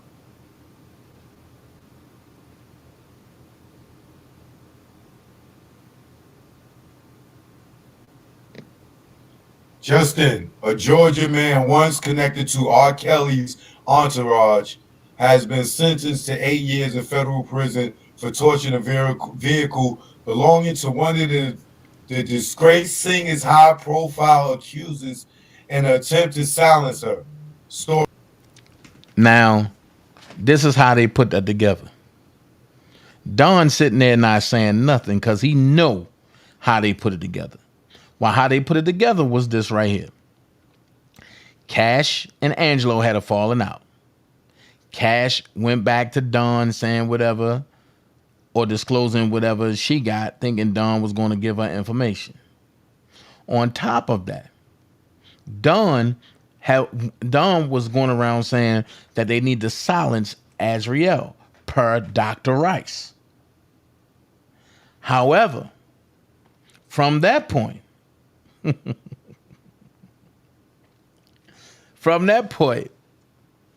Don and Sylvia were in cahoots. How did they know where Angelo stayed? Because Sylvia skip traced Angelo and put Angelo's address out there. A month to 2 months after that, the car get blown up. So you're going to tell me that's just a coincidence? A man from the deep high part of Georgia just went down to Florida and just picked out one random place, blew up a random car. Make it make sense. Oh, he coming. What the fuck? That's crazy. That is. Yo, guys, they putting this on R. Kelly. He ain't got shit to do with it. He did that dude ain't even a part of his entourage. Rob don't even know this guy. Don't even know him. That's fuck. Rob don't know him, but you know him. Let's keep it a buck. You, him, and Cash used to stay in hotels together and sleep butt naked in the same bed together. Oh, you don't think I knew that?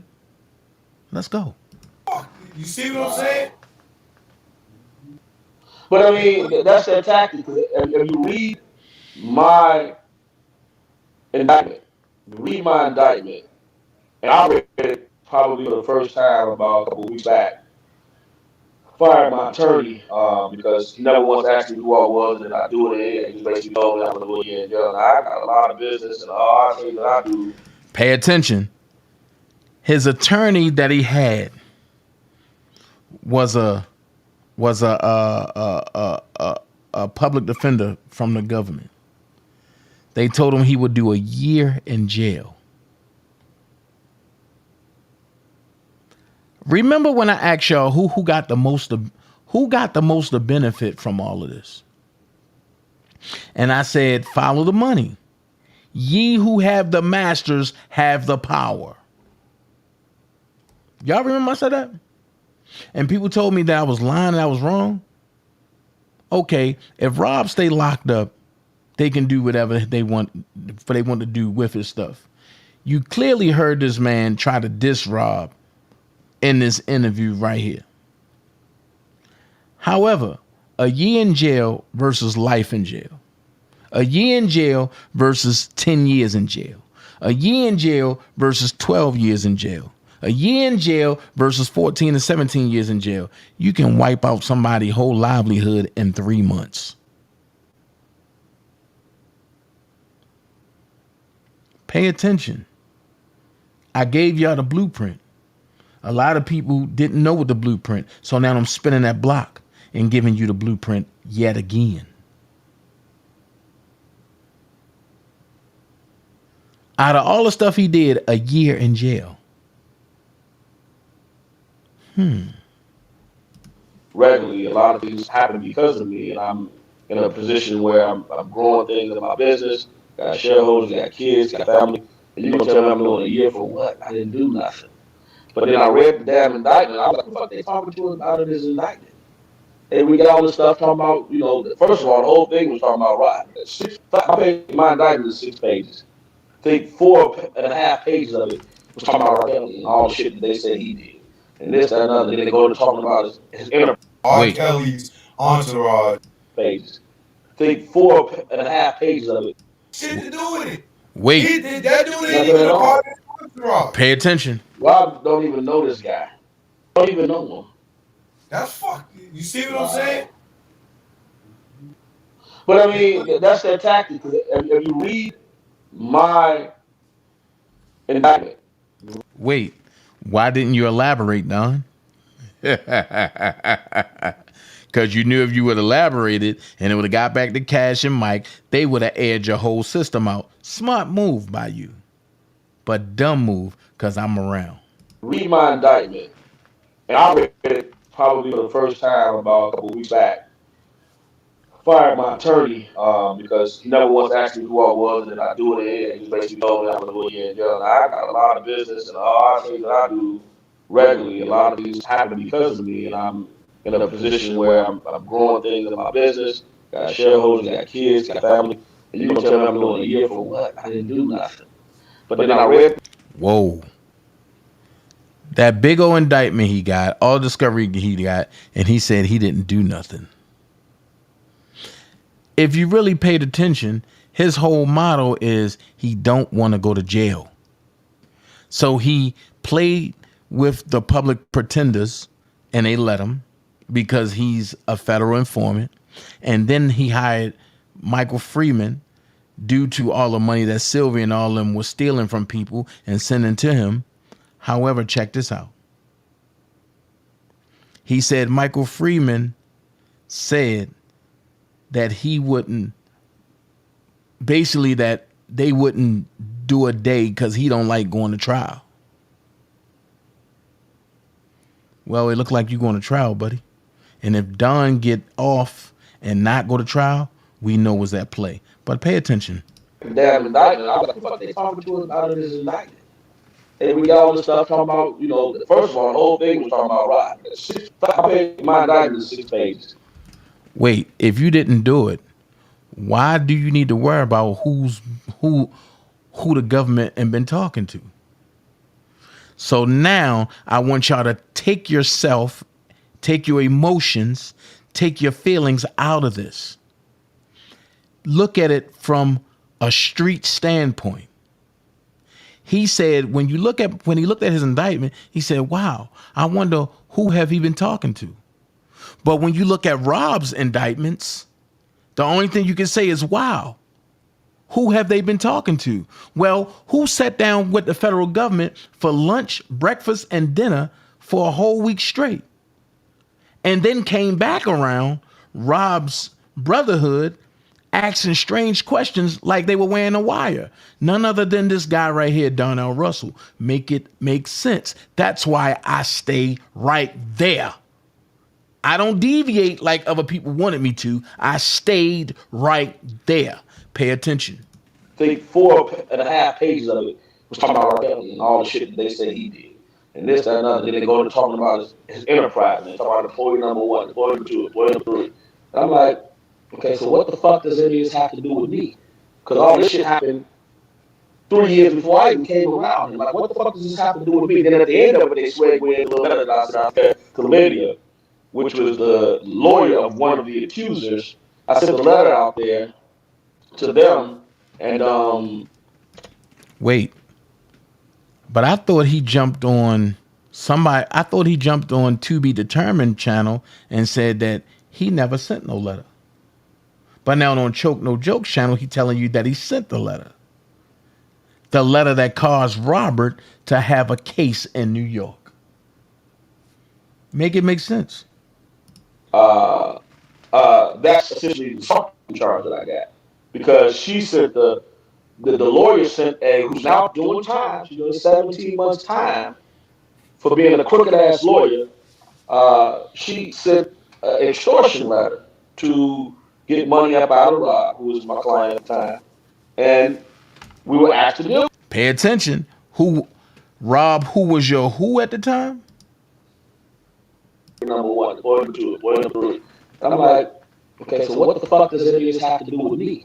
Because all this shit happened 3 years before I even came around. And like, what the fuck does this have to do with me? Then at the end of it, they swag with a little letter that I sent out there to Lydia, which was the lawyer of one of the accusers. I sent the letter out there to them, and that's essentially the something charge that I got. Because she said the lawyer sent who's now doing time, she's doing 17 months time for being a crooked ass lawyer. She sent an extortion letter to get money up out of Rob, who was my client at the time. Why did you say it with such disconfidence? Who was my client at the time? Because you know Rob can't say, nigga, I wasn't your fucking client, because you know he booked. See how the story changed from platform to platform? And we were asked to deal with that.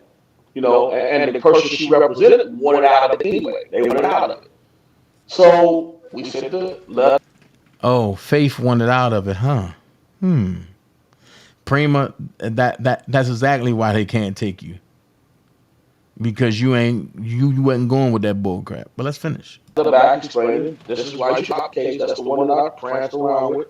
I didn't write it, a lawyer wrote it. And Rob signed it. Meaning I'm okay with what was in it. Sent it out. Hold up. Rob signed it. He just said Rob ain't write it. Rob signed it. But didn't you just say that wasn't Rob's signature earlier in this interview?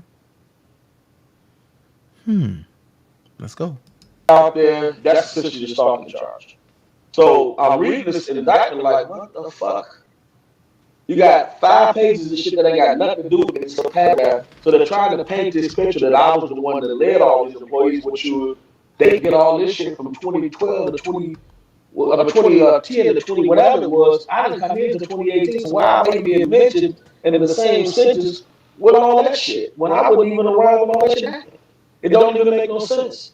But that's an example of it right there. And when I was told was that this is why they doing that to you, because you got in front of the camera and said, "Oh, I'm his advisor, I'm his consultant," and you not when they go with a Fed case, say if niggas was selling drugs, say R. Kelly niggas was selling drugs, and then at the tail end of it, you come down and they catch you on the phone or wiretap. Say, yeah, I'll fuck with them niggas, I'll roll with them niggas.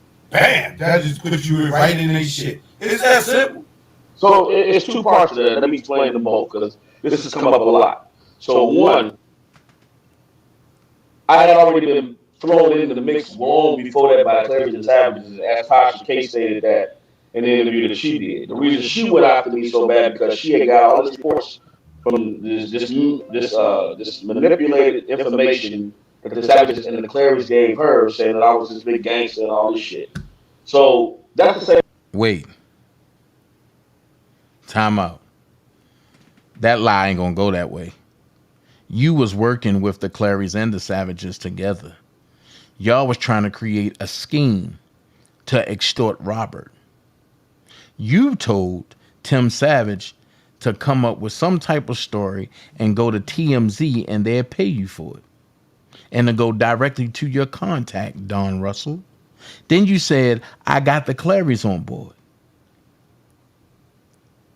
I'm trying to protect Robert. No, you wasn't. You was trying to protect the interests of Robert, of what can, and you was trying to protect what Robert can bring to you. So don't try that. Let's finish. Same thing that went to the Homeland Security with. It had nothing to do with me doing that interview. Now, let's explain the interview so for all those who don't understand why I did the interview. That was the day he got released. I was behind this car, and let's explain the famous Edie moment. He went to the truck with Rob. When Rob got up, I was in the car right behind him.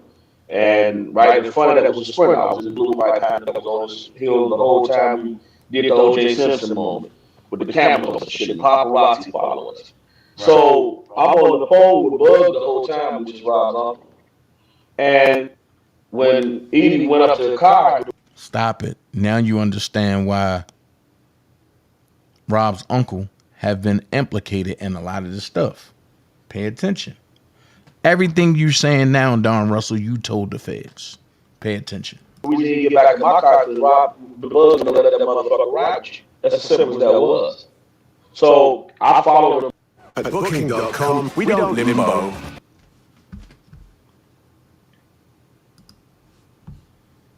The guys would take you, shook the paparazzi. He said that Bug told him, don't let that motherfucker ride what you talking about, Will Edie. That's a lie. Don Russell was mad because Will used to talk to his sister.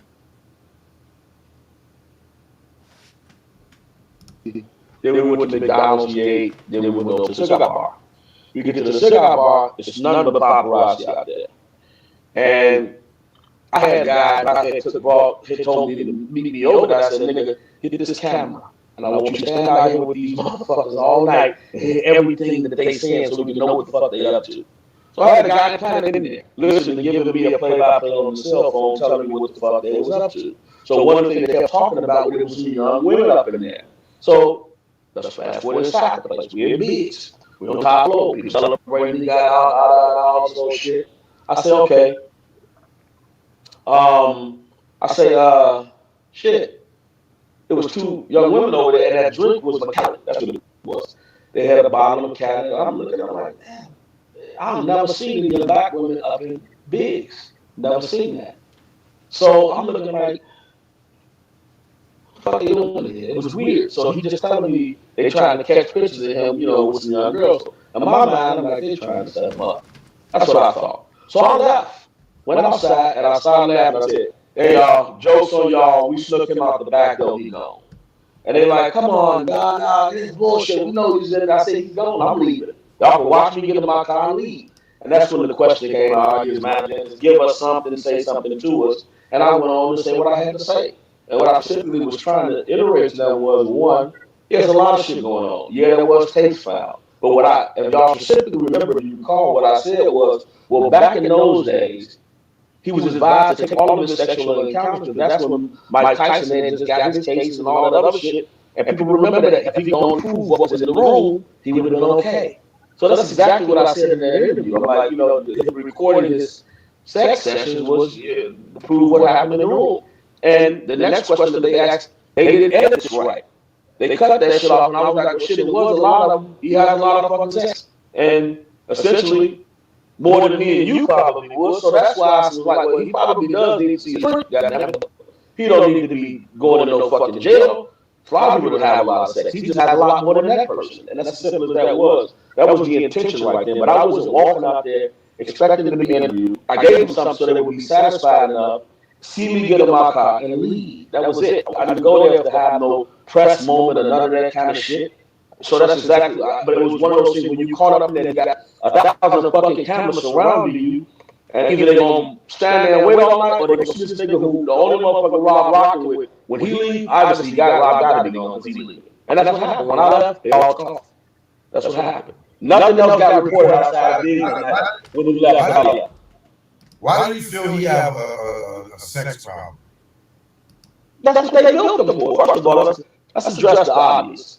You know, I'm sick of all these motherfuckers. I ain't his friend. I ain't looking out for him. I'm pointing out the obvious. And I did this shit to Rob. I went to Rob and said, bro, you need to. We had 5 pounds of this motherfucking hypnosis. Lady did hypnotism. She was the best in the country. And, you know, when I found, I didn't know before I got into this shit that he had been molested as a kid. I didn't know that shit until I read his book. That shocked the shit out of me. And then coming to the realization that it was sister. Like, Wait a minute. You said on another platform that you knew all along that Rob had been molested as a kid. Now you saying you didn't know.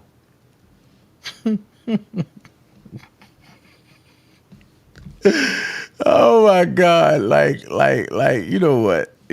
Hold on, man. I just gotta. And here we go. I just gotta sit back and laugh because I mean, like. See, the devil busy. See, the devil won't act stupid, but he got time. I mean, I'm just not understanding. Like, yo, like, really, you really gonna sit here and lie? See, I don't have time for that. I don't have time for foolishness. Y'all better quit playing with me. Oh shit.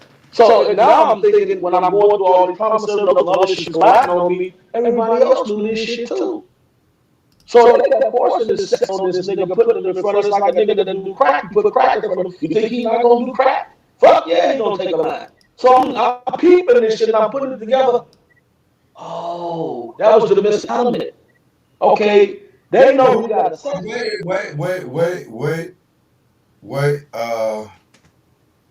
What states that you have a sex problem? Like for me, like when I have sex with a woman, I might try to have sex with her no minimum less than an hour. For me, is a quickie.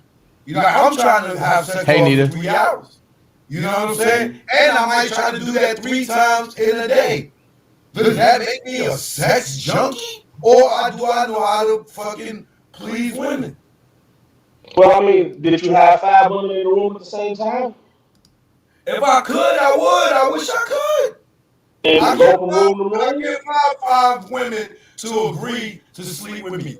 If any man could, he would. If I could have 2 girlfriends right now, like he had, and they was cool with it, I would. Okay, so this is the reason that I said that.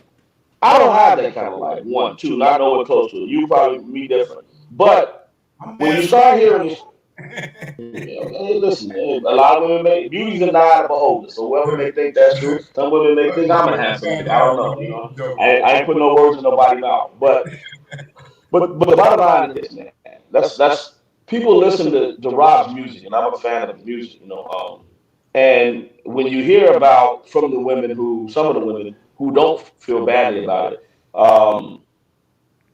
that they were young women and they were fans of Rob's and some kids. How do you turn that into some deviant shit? So anything that we do, we have to realize it cannot be on full display like that for them to use that shit against you. And not only was Rob's on full display as far as the women were concerned, but hell, everybody knew that shit. All you got to do is take 4 or 5 funnies just to make me feel right. That's what he's saying. Come on now. So they used that, and that's what took him down. It wasn't nothing else. Yeah, but then you ever heard of the Playboy Mansion? Absolutely. We're not.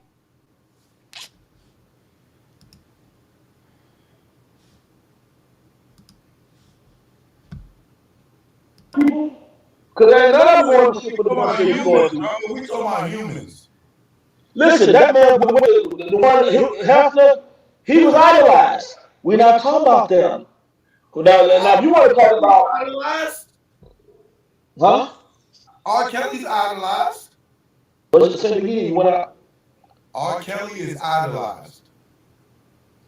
Like I simply said, we're not talking about white people. We're talking about black people who own intellectual property and culture that they want to rape of. All this shit, the true culprit in all this is our culture. That's the true culprit. They got shit to do with sex. He could have sex a million times a day because there's kings in Africa and there's kings in goddamn motherfucking Sultan and Switch the or subject. the Playboy Bunny. All that shit we talking about putting it on auction sites to raise money. Why the fuck would I make somebody else some money when I got that from? I can put it up for the same fucking lifestyle R. Kelly got as an R&B singer. But this man fucking put a logo on his shit, got a whole bunch of bitches in his house dressed up as bunnies, and he never get arrested. Right. But you say because he white. No other reason would it be. I would like to know. I mean, what other reason would it be outside of that? I mean, I don't see no other reason outside because he's white. Because we just know R. Kelly went to jail for similar shit. I mean, he was selling it because it was all for him. That's the damn show. But yeah, I mean, so his crime was a lot less. But the problem, I guess, when you add Me Too to it and the women's movement and shit like that, and you got groupies that are scorned and pissed because he said bye. Now they have an organization to perpetuate shit. They seem a little bigger. I mean, who knows if they would ever win after you have? I doubt it, but Rob seemed to be easy target. You said it right. I was just making my point. Okay, well that's it. Okay, you got me to say it, but he did it on a grand scale in front of the whole world. Okay, and nobody said shit. Yeah, but okay. Now go grab all the girls that lived in the Playboy Mansion. Right. Tell them motherfuckers to tell you some of them stories that happened in there. I bet you that shit is way worse than R. Kelly. I'm sure 20 years from now, maybe 10, 5, we're going to hear the story about what went down, and because the media needs something else to talk about now that they took Rob. They'll eventually, they always go after one or two of their own. Look what they did with Harvey Weinstein and Weinstein, you know. So they'll find some reason to go after somebody else. They have to throw in a token every now and then to make it seem balanced, you know. Let me address something that people have been asking, that people have been saying. First of all, I don't have any of fucking Rob's music or his memorabilia or his gold records for sale any fucking where.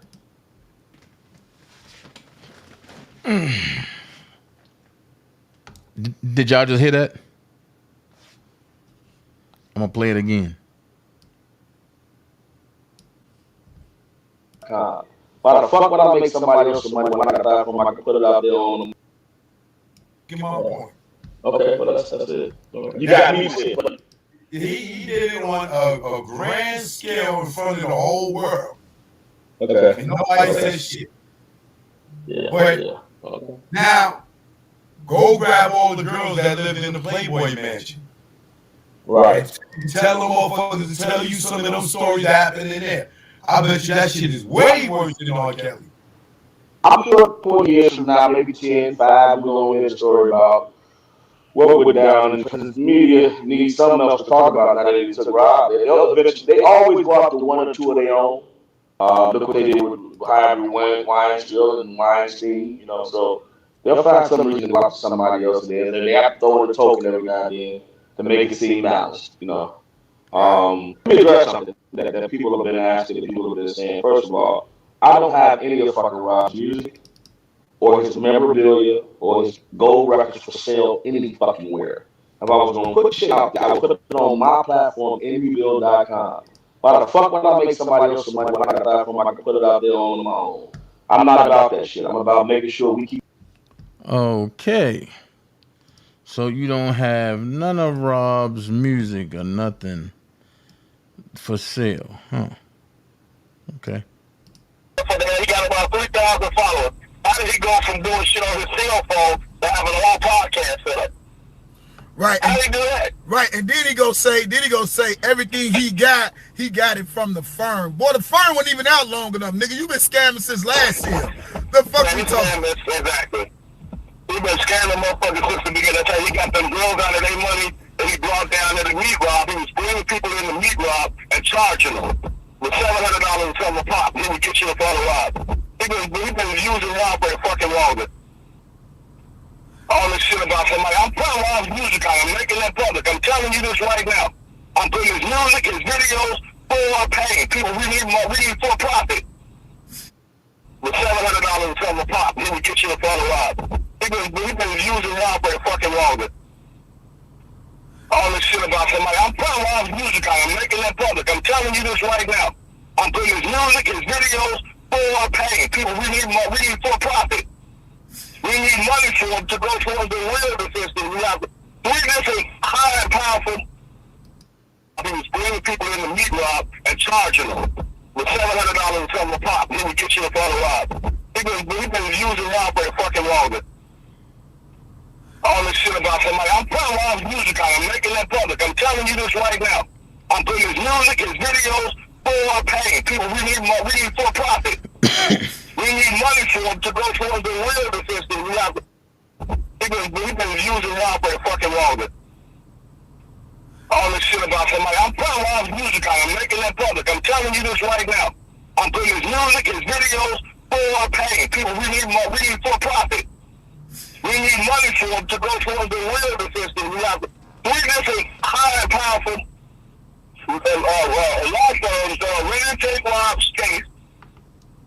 We know what they're going to cost, and we have to raise money for them. The platform that I'm putting them out on, it will show how much money is coming in, and it will show the money being donated to this firm to represent his case. And it has to be done a strategic way so that the people can't come in and have liens against them and take the money. Period. Because there are a lot of liens against them. And that's when I can be the warning state. If he gets convicted, they're going to come after all his shit. So this goofy ass motherfucker dropping music is hurt. So What Don Russell do I listen to? Then or now? Keep the money within, not giving it to somebody else. So I don't have shit on eBay. Whoever's lying and saying that I do not. All of his music is safe, tucked away, waiting for him to say what he wants to be done with the shit. And until that happens, it's gonna stay safe and tucked away. I have every unfucking released album, and all of the motherfuckers are sitting there in certain places, secured and copyrighted. So all this shit about me putting out his music, I don't want a dime off of none of that shit. If I set up a platform and whatever I spend, I expect to get paid that back and any fucking percentage for my work, which may be 10 to 20 based on how much I put in. But other than that, that's his shit. And I don't take pride in taking nothing from no motherfucking body else. So I don't care what none of y'all saying about that. Internet con. Why the fuck would I make somebody else some money when I got a platform I can put it out there on my own? I'm not about that shit. I'm about making sure we keep the money within, not giving it to somebody else. So I don't have shit on eBay. Whoever's lying and saying that I do not. All of his music is safe, tucked away, waiting for him to say what he wants to be done with the shit. And until that happens, it's gonna stay safe and tucked away. I have every unfucking released album, and all of the motherfuckers are sitting there in certain places, secured and copyrighted. So all this shit about me putting out his music, I don't want a dime off of none of that shit. If I set up a platform and whatever I spend, I expect to get paid that back and any fucking percentage for my work, which may be 10 to 20 based on how much I put in. But other than that, that's his shit. And I don't take pride in taking nothing from no motherfucking body else. So I don't care what none of y'all saying about that. In that trash right the fuck now. I don't steal people's shit. 46 years in, I'm sorry, I'm 46 years old. 30 years in the game. I ain't never been known as a thief until you motherfuckers is coming with this shit now. So cut it out. Stop it. None of Let those me, shit. let me ask you, Dabrowski took a picture with his Billboard award.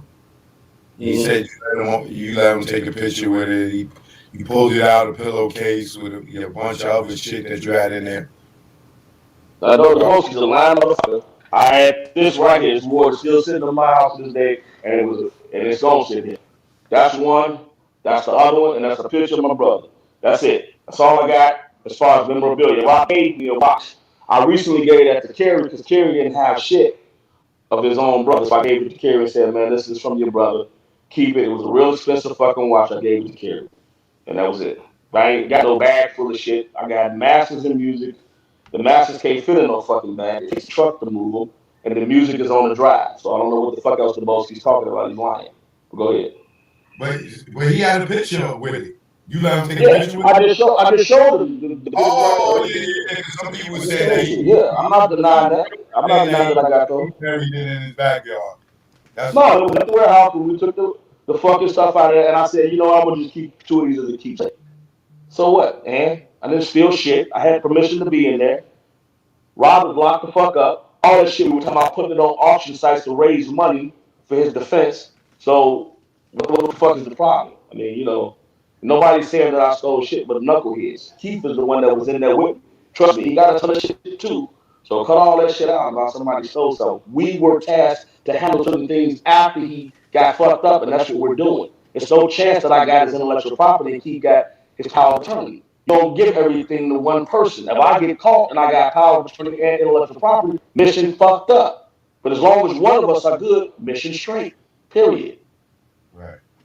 You know, you don't feel like you violated when you said the nigga had when you say he had a couple of sex tapes or sex videos. He's like, yeah, you know, he fucking, you know, he fucking. So you ain't feel violated seeing this nigga fucking? What'd you say? I said you didn't feel like you was violating his privacy watching him fuck in them sex videos? Nigga, he had a sex tape on fucking for sale on the internet. How the fuck am I violated when people watching the pissing on bitches and shit? Come on now. Whatever the fuck I do with that. That shit ain't public. That shit took that shit out. I was telling other shit on in Jewtown around here. Come on, man. Cut that shit out. It's like Rob goes on tour every day and put his ass and dick and everything in front of people, in front of millions of people. And me saying that's a problem? He in videos talking about fucking in second and fucking 5 or 6 bitches, and me saying that is a problem? Come on, now let's be real with this shit. Don't just make it a problem because I. Woo-wee! But y'all said that I was wrong for going after Don Russell and for alerting people that he was coming. Which lead me to one of his foot soldiers. The foot soldier I'm talking about is the Bolingbrook stalker. The idiot that was sent off.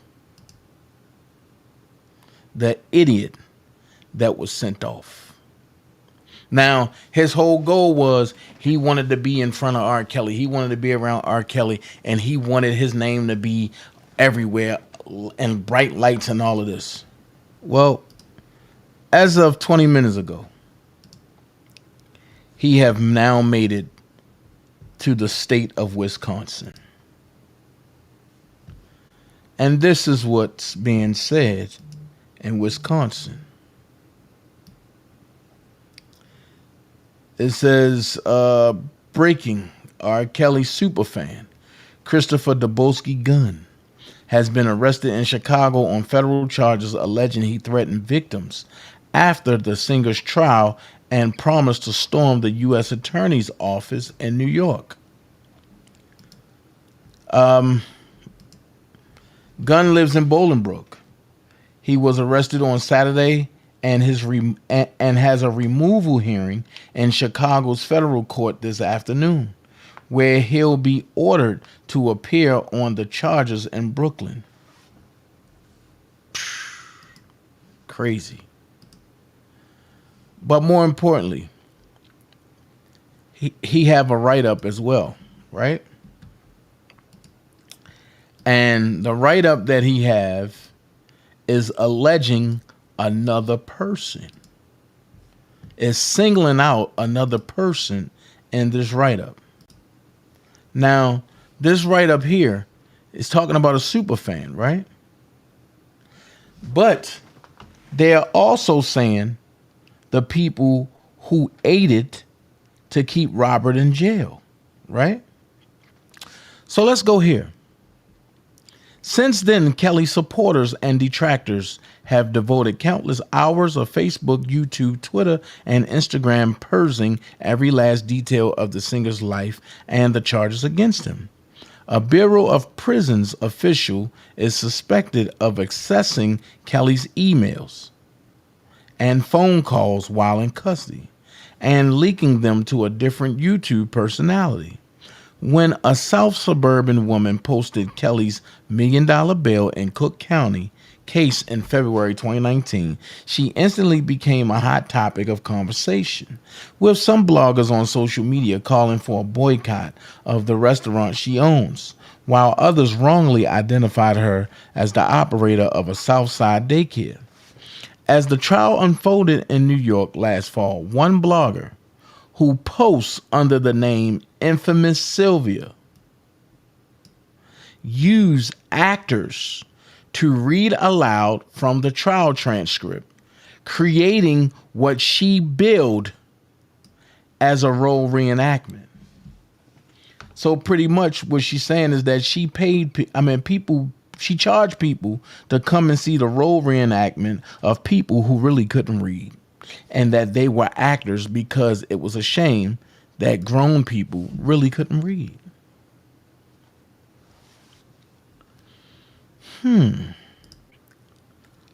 But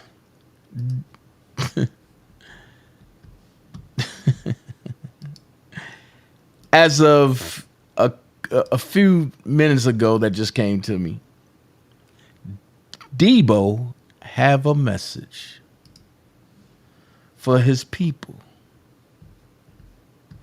And it go a little something like this. He said, and I wonder who's this operating his account. Is it Yellow Michelle? Is it his brother Nigel, aka Nari, right? But it says, per Debo, I am a official prisoner, and I understand the position I'm in. And I also understand the lying informants that helped to put me here. Zober Black says, I will continue to pray for you and your family. I'm here.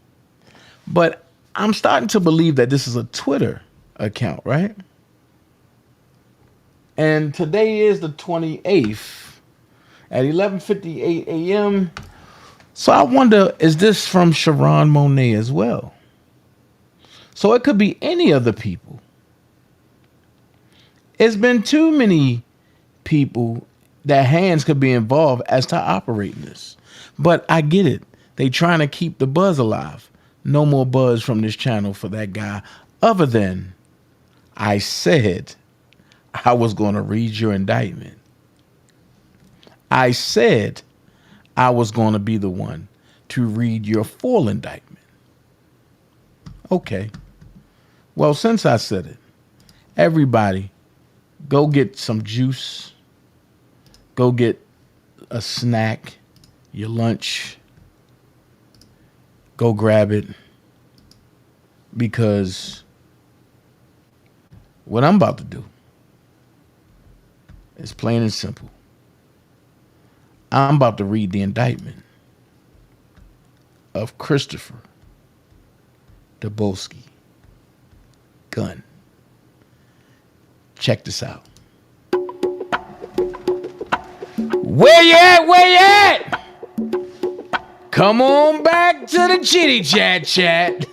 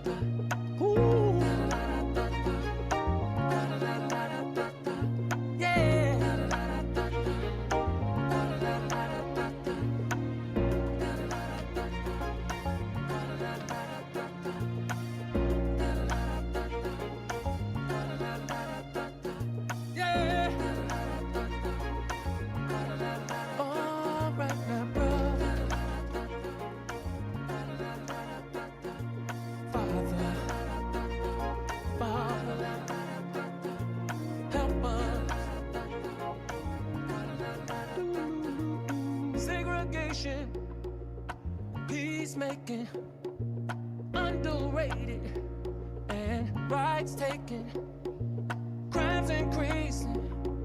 What is the meaning? Stolen futures. Why these kids not dreaming? What in the world? What in the world? What in the world? What in the world are we doing to this planet? Planet, planet. What about the planet? Oh, planet. What about the planet? Planet, tell me. Planet. What about the planet? Non-believers, 'cause false preachers. Jobs decreasing, people not eating. No answer to the questions why. So we smoke it out, the only way to get by. What in the world? What in the world?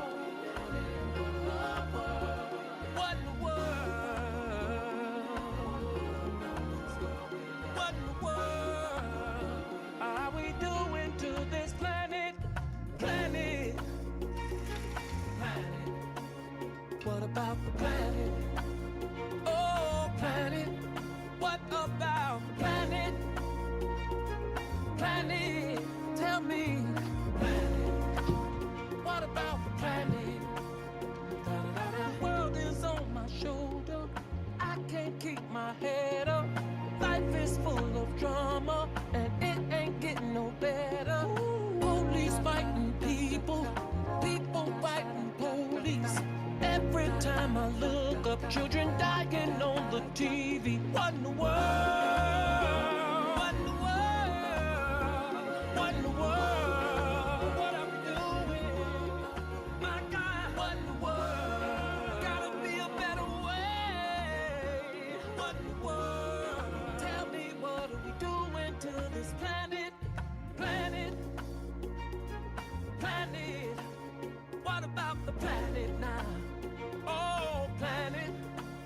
planet. Go and ask the churches. What about the homeless? Fathers and mothers. What about the children? Ask all the doctors. What about the healing? Ask all the killers. What about the killing? Go and ask the law. What about the justice? Call out to heaven. We need some loving. Planet. Oh, planet. Tell me what are we doing to this planet? Oh, my God, what in the world? Gotta be a better way.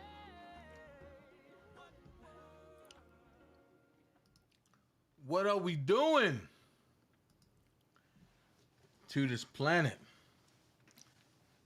Let's go. United States of America versus Christopher Dunn, also known as the Boski gun and the Boski. Young B. Kim, magistrate judge.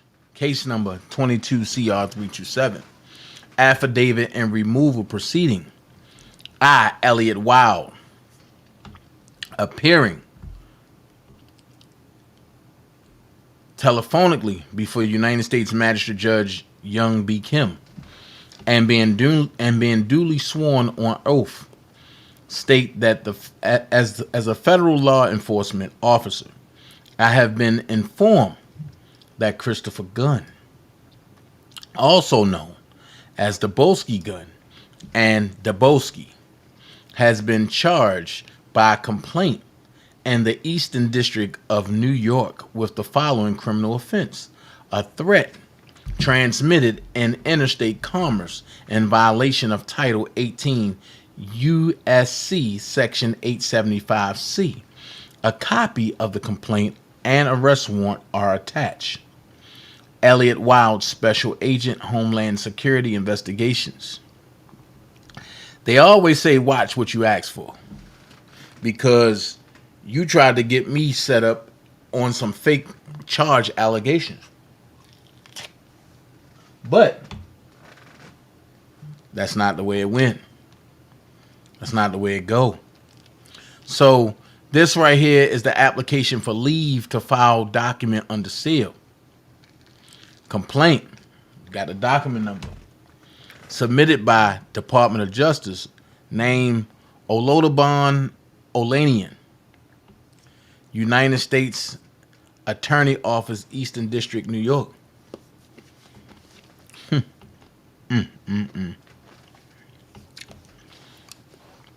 But what gets me is ordered, sealed, and placed in the clerk's office, and may not be unsealed unless ordered by the court.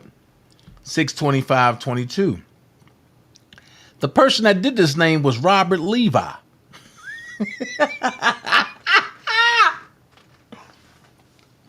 Have anybody paid attention to that? Now, let me ask this question. I ain't telling y'all what's really going on, but people has been asking, is this man named Levi for Kelly? Then they saying this man name is Gregory Stubbs, right? But you heard this man tell y'all he been working in the courts for a while. You heard this man say he's a serious man. You heard this man say, do you know who I really am? Then when you pissed him off, you heard this man say, hold on. So is it by chance that this man that y'all been thinking name was Gregory Stubbs' name is Robert Levi? I'm just asking you. I'm not saying it is. I'm not saying it's not. I'm just asking. That's why Bruce don't know who Levi for Kelly is. Because nobody knows his name. Nobody knows the name. I do. Y'all think y'all do, but y'all don't. but I do. So I'm just saying. Feeling Fine said, "Where's the board when we need it?" You know what? I'm gonna go get a board. I'm just saying. So while you was trying to fly Jasmine and the lie on me, I guess it came and got you. By way of Robert Levi. Now, don't y'all run around with my, oh, Levi, real name Robert Levi. You don't know what his real name is because I ain't going to tell you. But when I told you Gregory Stubbs wasn't it, how many lives have y'all made? So now the joke's on y'all. So y'all can call him Levi all y'all want. But he made y'all look like y'all name is Leela. Or should I say,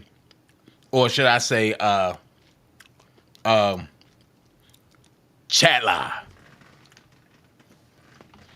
So let's go there. Had to get that orange out me. You know what I mean? I'm trying to lose a little weight. I'm excited about the way it's coming along and the muscles defining. I got to get this belly down a little bit more, though. Let's go. United States of America against Christopher Gunn, also known as the Boesky Gun and the Boesky defendant. Let me ask y'all a question. You see how they made Christopher Gunn a corporation?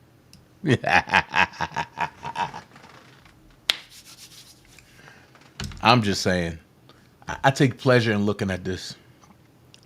Eastern District of New York, Ryan Shabbat, being duly sworn, deposes and states that he is a special agent with the United States Department of Homeland Security. Homeland Security investigation duly appointed according to law and acting as such. On or about October the 4th, 2021, in the Eastern District of New York and elsewhere, Christopher Gunn knowingly and intentionally transmitted an interstate and foreign commerce communications containing threats to injure the person of another. To wit, threats that would result in death and in the death or seriously bodily injury of Jane Doe 1, Jane Doe 2, and Jane Doe 3, whose identities are known to the affiant. The source of your deponent's information and the grounds for his disbeliefs are as follows. 1. I'm a special agent with the U.S. Department. Wait a minute, huh? What happened? Oh. Okay. I'm about to say, like, oh, what's going on? Like, don't wig out on me now. Okay. Here we go. I'm a special agent with the U.S. Department of Homeland Security, Homeland Security's investigation, HSI, and have been since October 2017. I am currently assigned to HSI's New York field office, and more specifically, to a squad that investigates human trafficking. Listen, to a squad that investigates human trafficking. I am responsible for conducting and assisting in investigations into the activities of individuals and criminal groups responsible for sex trafficking and related offenses. I'm going to pause that for a second.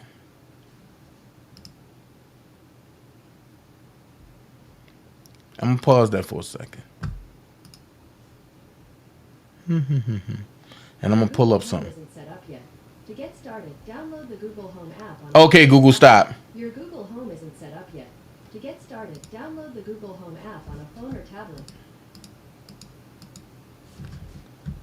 Jesus Christ. Hold on. Let's see. Hold on. God.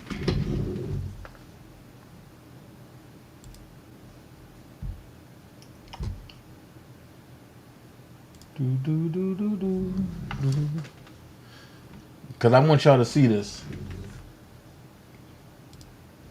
I want y'all to see this real quick.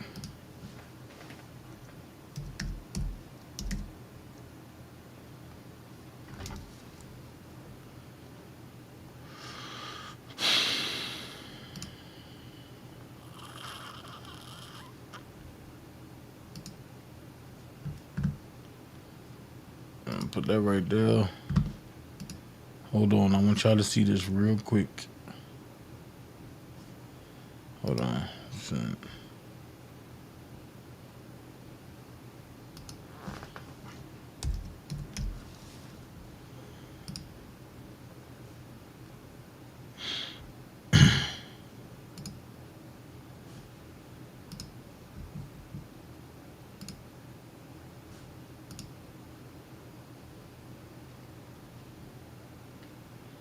I'm gonna share some light with y'all.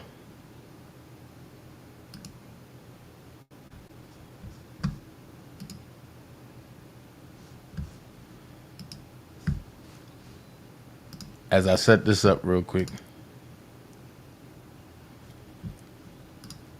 Hold on. I'm coming. Let's get them likes up, y'all. I need 40 more likes.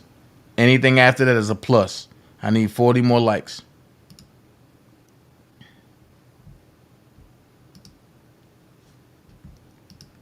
Can I get 40 more likes?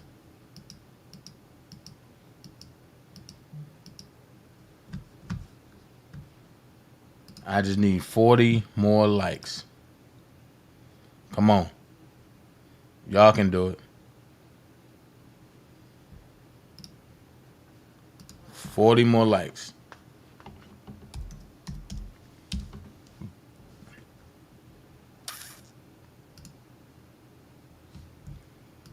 Mm-hmm.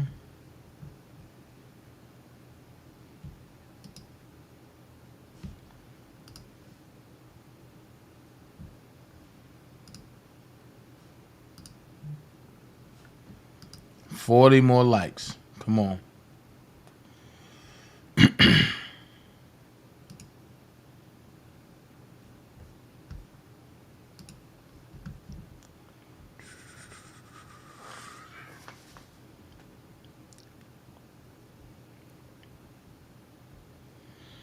Hold on. I know I sent it.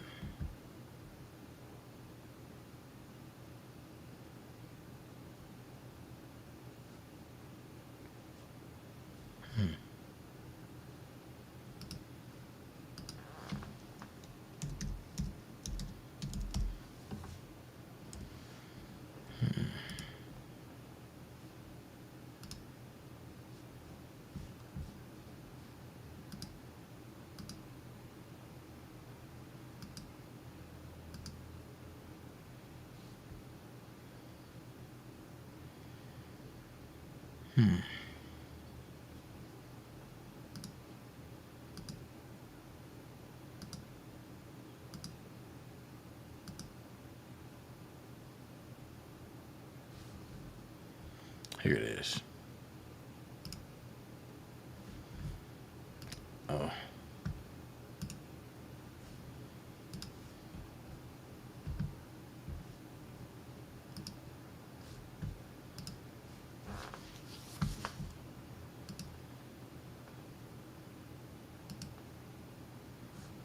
Here it is. There we go. So let's get that. I am a special agent. Okay, I read that. I am responsible for conducting and assisting in investigations into activities of individuals and criminal groups responsible for sex trafficking and related offenses. I have had significant training and experience investigating a wide range of crimes involving violence and threats of violence, including threats made by telephone, online, and through other electronic means. I am familiar with the facts and circumstances set forth below from my participation in the investigation, my review of the investigative file, including the defendant's criminal history record, and from reports of other law enforcement officers involved in the investigation. Unless specifically indicated, all conversations and statements described in this affidavit are related in sum and substance and in part only. 2. The United States Office for the Eastern District of New York and HSI's New York Field Office have been investigating Robert Sylvester Kelly, also known as R. Kelly, hereinafter Kelly, and others for their participation in a racketeering enterprise involving and others for their participation in a racketeering enterprise involving, among other things, bribery, extortion, and production of child pornography, transportation of women and girls across state lines to engage in illegal sexual activity. I'm going to stop this right here for a second. The production of child pornography. A lot of y'all said the Bolski ain't do no stuff like that, so why they, putting him in with this? Well, let's go here.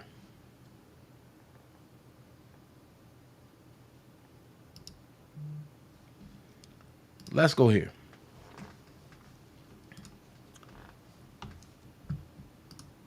Let's look at child pornography, okay? Since technology moves much faster than the law, crimes committed via social media are often prosecuted by applying existing statutes. Under federal law, child pornography is defined as any visual depiction of sexually explicit conduct involving a minor, which is the standard that would apply to selfies. The U.S. Department of Justice prosecutes child pornography offenses occurring across state and international borders and almost any time it involves the internet. Federal charges need not be exclusive, as a person could also face criminal liability under state child pornography laws, which are largely similar to and sometimes more comprehensive than federal laws.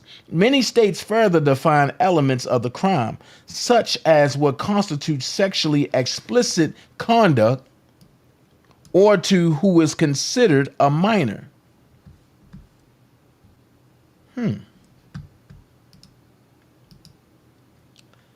Let's read.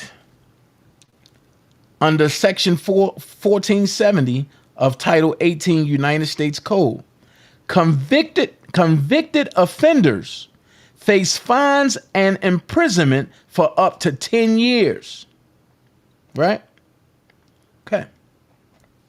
In addition, Section 1466A of Title 18 United States Code marks it illegal for any person to knowingly produce, distribute, receive, or possess with intent to transfer or distribute visual representations such as drawings, cartoons, or paintings that appear to depict minors engaged in sexually explicit conduct and are deemed obscene.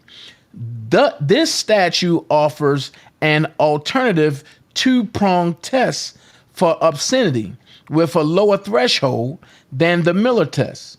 The matter involving minors can be deemed obscene if it depicts an image that is or appears to be a minor engaged in graphic, bestiality, sadistic, or masochistic abuse or sexual intercourse. And 2, if the image lacks serious literary, artistic, political, or scientific value. At a first-time offender convicted under the statute faces fines and at least 5 years to a maximum of 20 years in prison. There are also laws to protect children from obscene or harmful material on the internet. For one, federal law prohibits the use of misleading domain names, words, or digital images on the internet with intent to deceive a minor into viewing harmful or obscene material. Check this out. It is illegal for an individual to knowingly use interactive computer services to display obscenity in a manner that makes it available to a minor less than 18 years of age. Okay.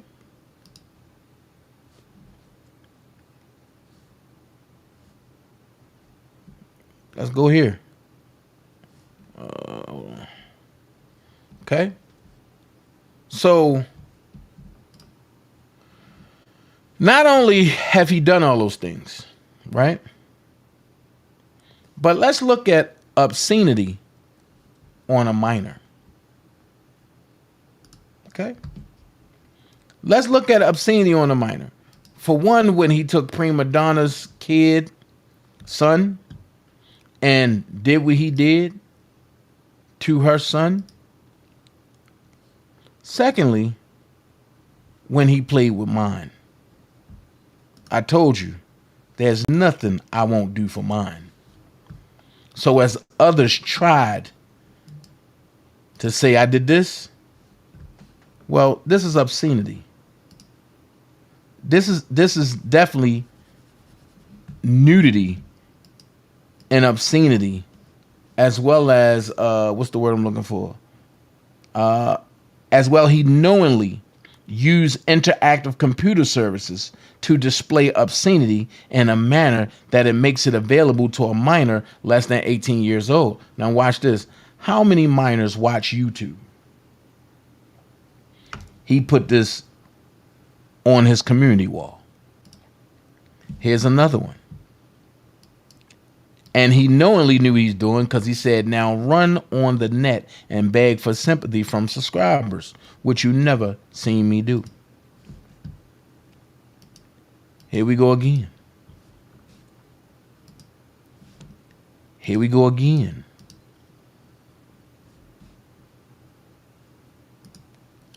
Here we go again. Here we go again.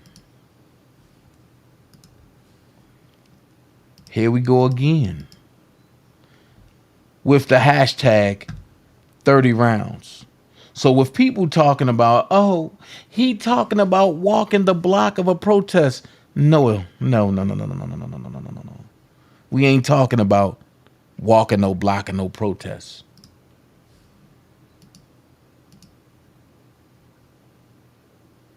Let's go. Let's go. Let's go. So, not only did he use obscenity, right? But he also used child pornography. And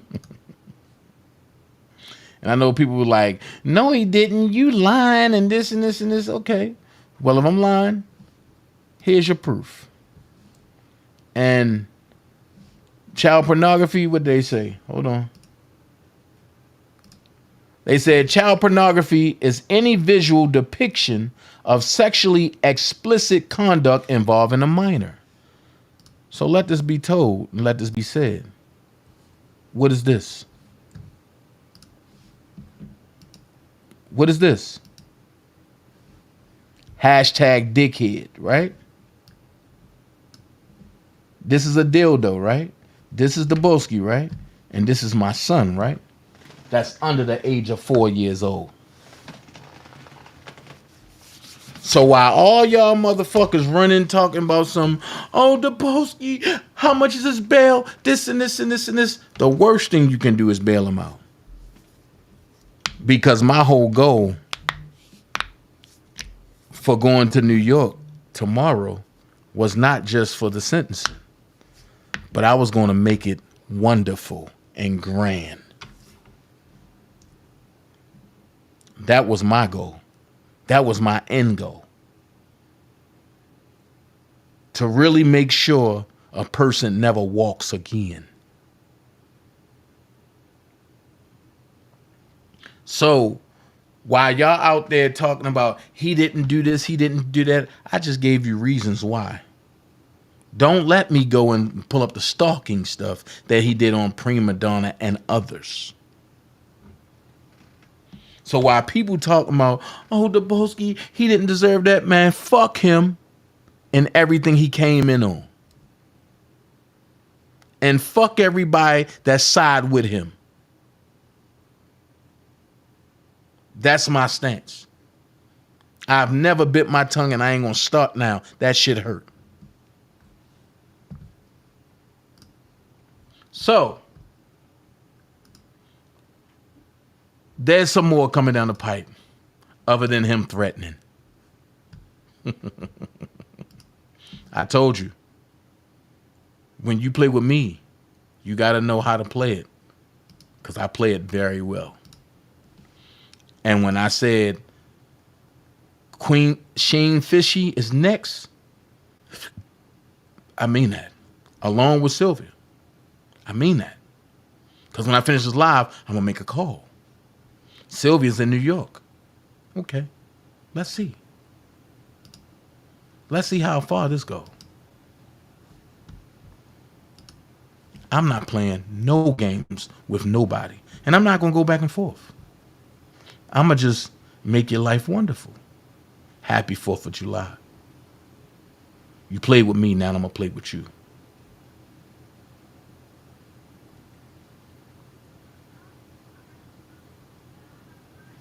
Prime example. When I lost my channel, because of their lies, they had a party. His channel gone. Okay, cool. Now his freedom is gone. You even had a homosexual dude running around YouTube talking about, nigga, you about to lose your job. Okay, well, your boy just lost his freedom by doing stupid stuff. So let's finish. And you know what? I ain't gonna go too far. ATB, you're right. I ain't gonna go too far. It is people watching. And I know they probably be like, that dude, boy, oh. I know my guardian angel up in heaven like, this nigga about to get my wings taken. I'm about to get fired. No. I ain't gonna go that far. I just believe in returning a little fire that came with the fire that came at me. And when I say fire, I mean the same way they came and tried to discredit and do whatever to me, the same way I'm giving it back. Don't forget Dana J Patreon, Dana J Clubhouse as well. This is another video that will be on my $5 tier. I need everybody to come and join the $5 tier later on today. I said I was going to do it last night. I was tired. I will do it today. But check it. Let's finish reading. Let's finish reading. Because we don't got time to keep playing. Okay. Including sexual contact with individuals who were too young to consent to such activity under state law and failure to notify sexual partners of a sexual transmitted disease prior to engaging in sexual intercourse in violation of state law and related substantive offenses, and for arranging for travel and interstate commerce with intent to promote, manage, establish, and carry on an extortion in violation of state law. On September the 27th, 2021, Kelly was convicted in the U.S. District Court. Man, I hate this joint. Whew. Mac can be good, but it's so sensitive, man. On September the 27th, Kelly was convicted in the U.S. District Court for the Eastern District of New York, following a jury trial of racketeering involving predicate racketeering acts of robbery, sexual exploitation of a child, forced labor, and Mann Act violations, which is false. He ain't do none of that. See United States versus Robertson of Kelly. Criminal docket number 19286. Jane Doe 1, Jane Doe 2, and Jane Doe 3 served as the assistant United States attorneys responsible for the federal prosecution of Kelly in the above captioned matter. Kelly is scheduled to be sentenced on June the 29th, 2022. The defendant, Christopher Gunn, is a resident of Bolingbrook, Illinois. Let's talk about that so-called move that he tried to make. See, I've been keeping things under wraps that I already knew. That move was not his move. He was helping the old man that was there move. That was not him moving. Just to help y'all for a few. And they gave him, I guess he gave away the furniture or whatever, because taxes is about to come out. And on top of that, they wanted to get new stuff put in their house. In Sarah Remy's house. Okay. So check it. Christopher Gunn is a resident of Bolingbrook, Illinois. On the internet, Gunn uses the alias Dabolski Gunn and Dabolski to post content to various social media accounts. 5. As of at least September the 21st, 2021. Or I'm sorry, as of at least September 2021, the defendant Christopher Gunn was aware of the federal investigation and prosecution of Kelly and discussed that investigation and prosecution in various social media content. On September 3rd, 2021, records from the United States District Court for the Eastern District of New York indicate that Christopher Gunn signed an overflow courtroom attendance log to publicly view the trial of Kelly. Christopher Gunn provided a telephone number ending in 1345, the 1345 number. Open source and law enforcement databases searches confirmed the 1345 number belongs to Gunn.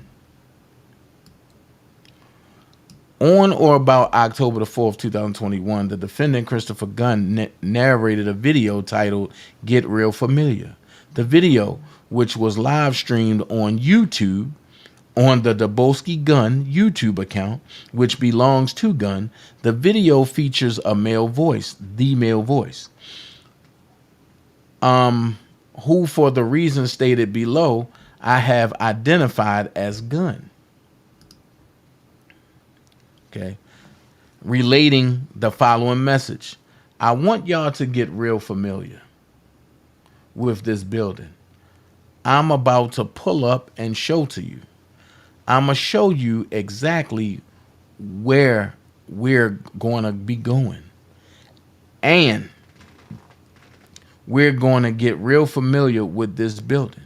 And this building is going to get real familiar with the enterprise, also known as Kel Steppers. We know who is going to stick to everything that I told you, which is that if Kells go down, everybody's going down. I believe that the reference to Kells is a reference to Kelly.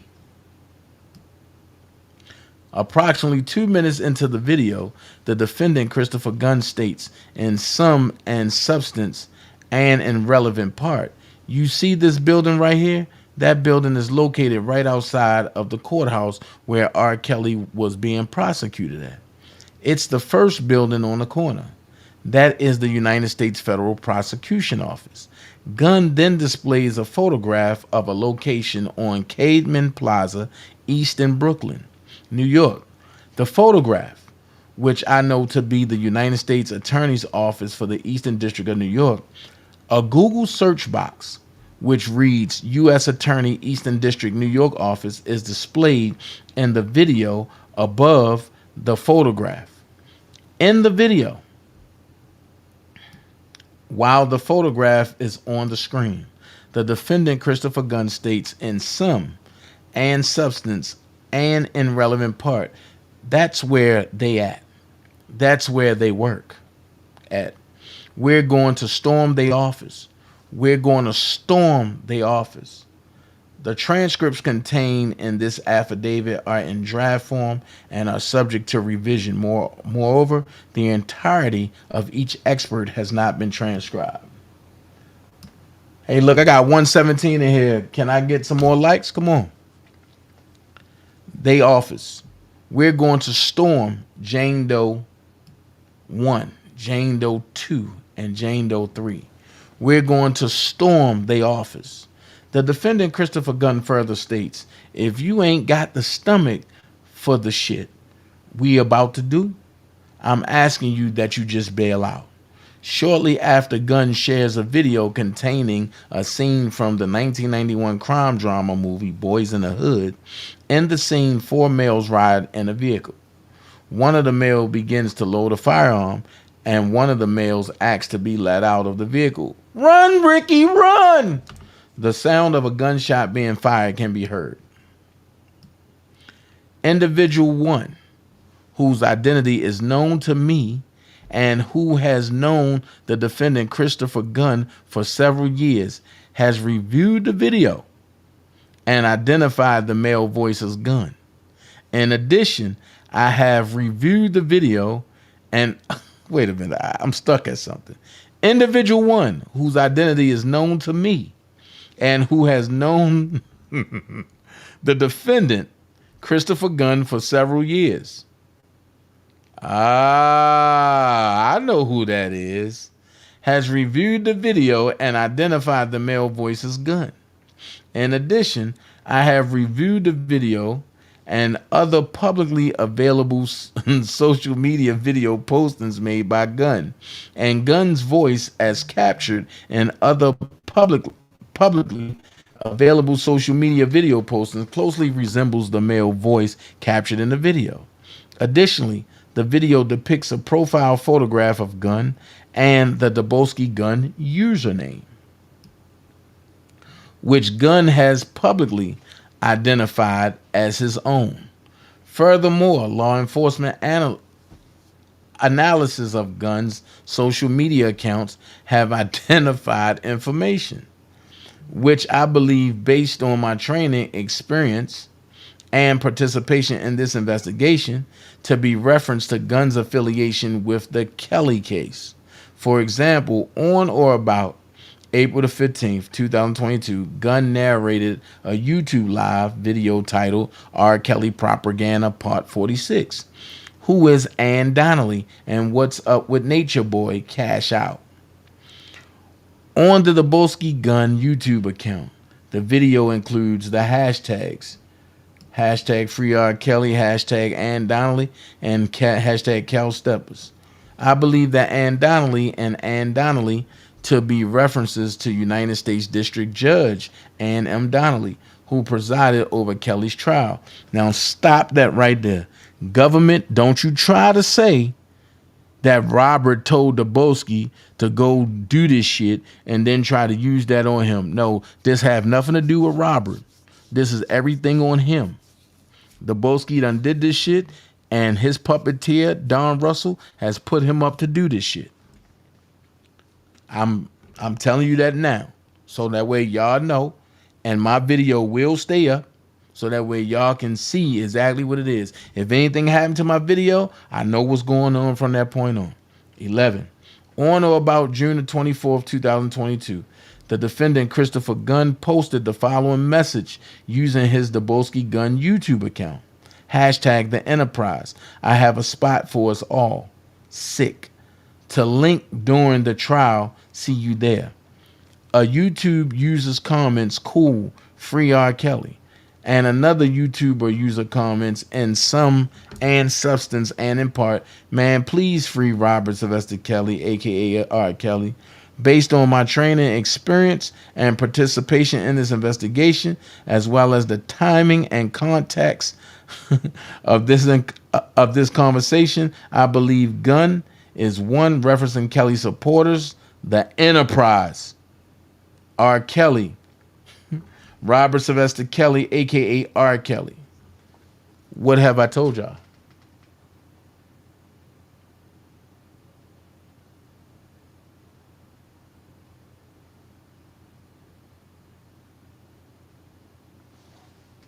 Which one? Remember what I told y'all.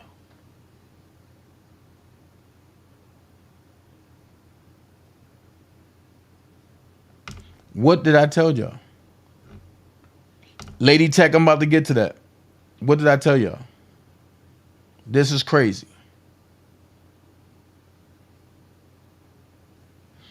And I'm going to get to the bottom of that too, Lady Tech, and I'm going to tell y'all who it is. I think I might dedicate this whole day to Robert. I feel it. I feel it. So, indicating he has a location within the Eastern District of New York for Kelly supporters to gather during the upcoming Kelly sentencing schedule for June the 29th, 2022. Let me stop you right there. He do not speak for the R. Kelly supporters. He is not an R. Kelly supporter himself. He is an opportunist that was sent in to disrupt and to make sure Robert get as much time and never see the streets again. And I stand on that. Period.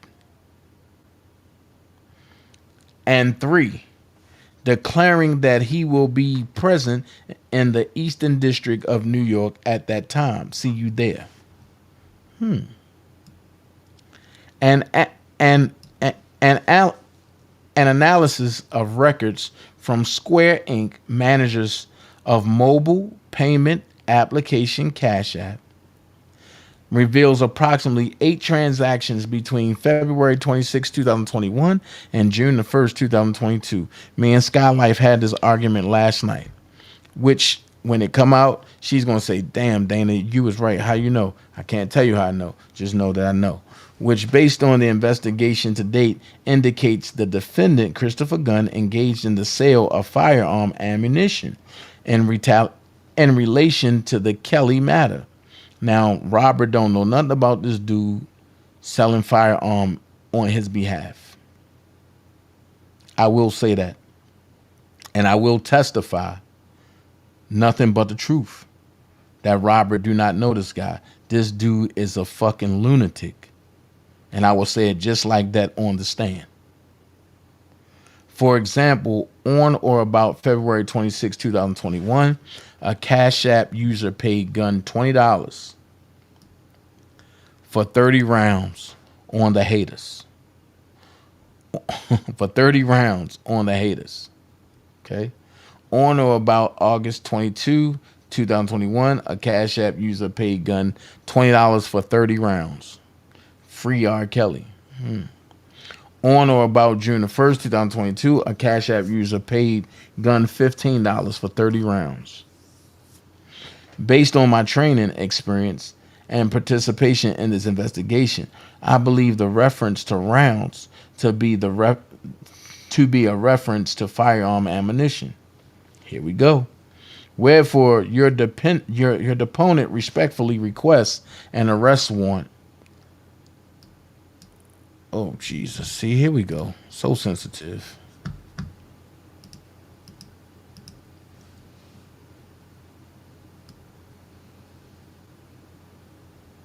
Man.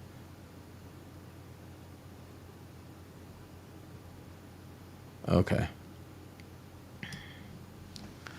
I believe the reference to rounds to be a reference to firearm ammunition. Wherefore, your deponent respectfully requests an arrest warrant for the defendant, Christopher Gunn, also known as Dubosky Gunn and Dubosky, so that he may be dealt with according to law. I further request that the court issue an order sealing until further order of the court all papers submitted in support of this application, including the affidavit and arrest warrant.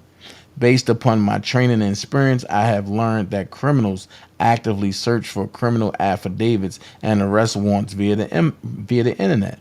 Therefore, premature disclosure of the contents of this affidavit and related documents will seriously jeopardize the investigation, including by giving the defendant an opportunity to flee or continue flight from prosecution, destroy or tamper with evidence, and change patterns of behavior. Ryan K. Shabbat. Okay? Ryan, digitally signed by Ryan K. Shabbat. You know, you got it right there. Okay? Duly sworn, the Honorable Robert M. Levi.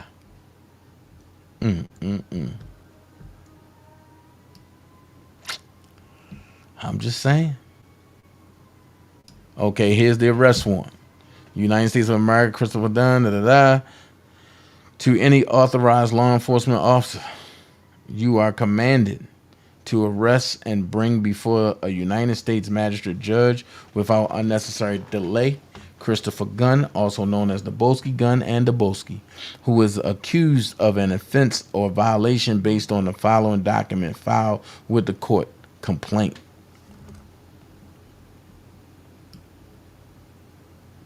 Robert M. Levi. Yep.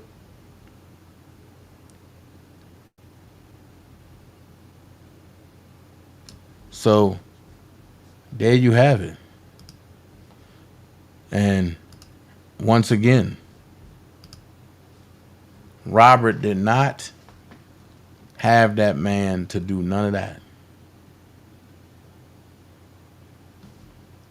And I know some people be like, oh, Dana, that's just sad that you laughing at him.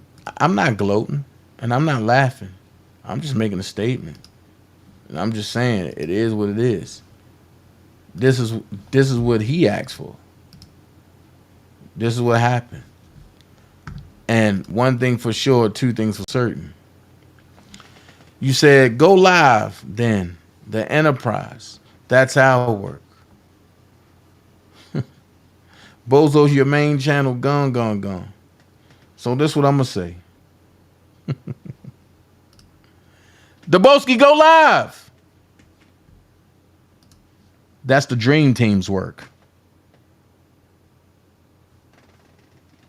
I'm going to put it out there. That's the Dream Team's work. Go live. Better yet, call in. I want to hear your voice. Call in.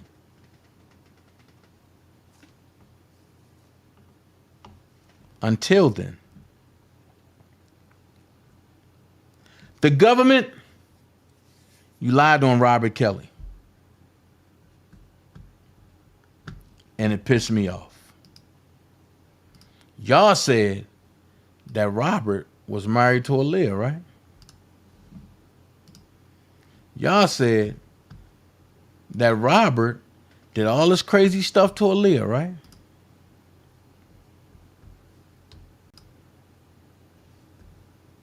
I think you need to look at this. I'm sorry, I don't really get the question. Well, I was born in Brooklyn, New York, but moved to Detroit, Michigan when I was 5, so I was raised in Michigan.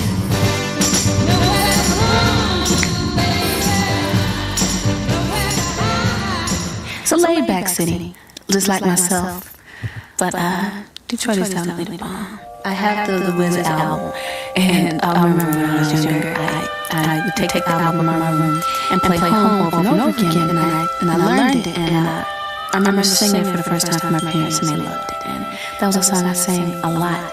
When I think of home, I think of a place where there's love overflowing. Well, you know what I really like about this song is the fact that it's saying I want to be home where there's love overflowing, and that's definitely where, you know, what I get when I'm at home. I go home tomorrow, and I can't wait to see my father and my brother's in college. But I can't wait to see my daddy because, you know, I get love, and I'm going home to Detroit where they give me love. So that song is definitely something that changed my life. Bally's Hotel, Las Vegas, 11. Yes, it was a wonderful experience, a great learning experience for 5 nights. I came out in the middle of her show and sang home, and then we sang Believe in Yourself together. I recorded that song, let me see. I think it was either late November or early December of 93, because I came out in 94. I was 14. Gosh, I mean, that was one of the last songs we recorded, so half the album was done. So I was excited because the album was on its way to being completed and about to be released. And after we did back and forth, after my birthday, we went and did the video. So I mean, I was excited because my dreams come true. That was my idea on my uncle. You're an Isley for you. Oh yeah, I love the Isleys. Love them. That's why I want to do another one on this album. They're a unique group. I love their music, I love their style, and their songs have such great meaning, and that's what I really love about it. Ronald is the man. I mean, his voice is beautiful. I've grown a lot. I mean, I've experienced a lot, so I'm still the same Aaliyah from back then, but I've matured. I've always been mature, and being in this business, yes, you have to grow up quickly, but my mother has told me a lot of times that I've always been mature since I was younger. Well, I'm happy I'm a senior. Last year we graduated in 97. it can get rough because of my schedule, but I have a tutor that travels with me. I have independent studies with my high school, so she uses the curriculum from the high school so that I can still be involved with the activities such as prom and homecoming and whatever performances I'm available for. But academically, I'm straight because my tutor's with me at all times. Actually, no, I can't imagine it because this is all I've known, all I've loved, and I can't really see myself doing anything else. There are other things that I want to do in the future as far as acting and even modeling, but singing is my number one love, and that's something I want to do for as long as I'm here. Well, I want to be the kind of actress that can do anything, whether it be a comedy, a thriller, a suspense. You know, it doesn't really matter, so it's hard for me to choose exactly what kind of character and what movie because I want to do it all. Can you see yourself in a sort of a Scarface situation? Definitely, no doubt. Al Pacino, me and him get together in a movie, that'd be dope. I think that'd be sweet. Some gangster stuff. Yeah, no doubt. Okay. Do you want to play rough? Okay. Say hello to my little friend. Why do you always have sunglasses on? I collect sunglasses. I like to get a lot of different styles, different pairs, and whenever I travel, I try to pick up a new pair. And it's just something I've always been into. Before I got into this, I always wore baggy clothes, bandanas, and I always wore sunglasses. And I guess you could say it's become quite a habit. Well, since I'm signed to Blackground, which is my uncle's label, he manages R. Kelly. And when he had the joint venture with Jive, R. Kelly's signed to Jive Records. So they thought it would be cool if he produced the first album. And that's how that came about. R. Kelly is a great producer. He's a great artist. And I respect him. And he's all good with me. People think that you have been married to him. Is it correct? Is it not correct? I am not married, to put a rest to it. Okay, and you haven't been? I'm not married, and that's it. How was it to work with him? Oh, it was cool. I'm very proud of the first album. He produced a great first album. I delivered a great first album, and he was really cool to work with. He's a talented guy. Do you think, was there a lot of lies floating around about you two? It was a lot of drama. It was a lot of drama the past 2 years, but, you know, and it was hurtful for everybody. But we all got by it. And that's it, really. It was just a rough time. Is it something that you regret today that you have done? Regret what? There's nothing to regret. It was a hard time for me. So, I mean, you know, I learned you gotta be strong and you've gotta be, just have to have strength. And just, you know what, it's just even in my family to survive. I mean, my grandfather survived World War II with the death of my aunt and the illness of my grandmother. So it's in my blood to be a survivor. And, you know, there's too many things I want out of life. And, you know, you just gotta push through it and be strong. And that's what I did. I was nervous about it. I wouldn't say I was nervous to come back, but just putting together the second album because the first one was so successful, there's definitely a pressure. Timbaland's sound is just, my favorite word is just dope. It's just dope. It's unique, and I like that. It's rather dark and dense.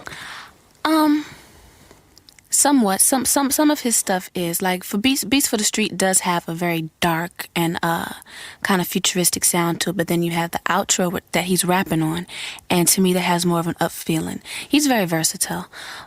Tim can do anything. I mean, can I really describe what I hear in my head? Sometimes I can't even put it into words. It's not all the time easy to say this is exactly what I'm hearing and say, you know, I'm hearing this kind of beat or this kind of melody.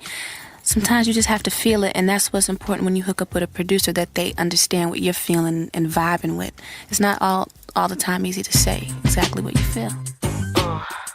Oh yeah, no. When I hooked up with Timbaland and I heard the drum licks and the bass and everything, I knew that's what I wanted because I felt his music really showcased my personality, and it was really me, and I went for it because I loved it. And I'm down for taking risks and trying new things because I always want to be original. So, and I like unique things, so I'm always going to go for that. The one I gave my heart to is about me giving my love to someone and they hurt me, and I can't understand why this guy did this to me when I gave him all my love and devotion. So that's what that song is about. Aaliyah, do you want to take part of a musical competition? Okay. Do you recognize it? This should be easy. A little clue.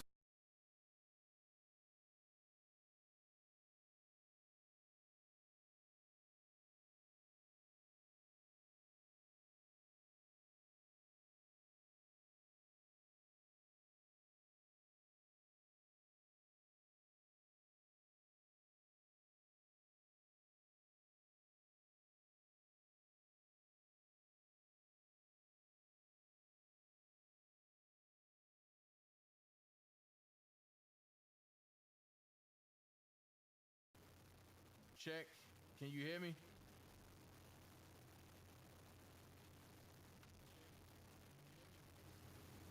Can y'all hear me? Did the echo leave?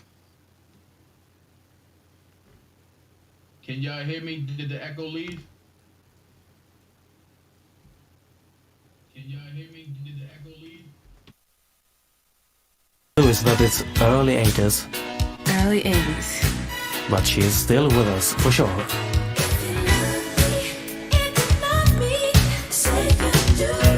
It's Janet. We're getting smooth. Nighttime music. Ooh, it's almost 2. I could see you. This is a tough one. Yes, it's That's why I'm drinking again. Okay. And Thank you so much. thinking of when. Maybe your parents were born here, but not you.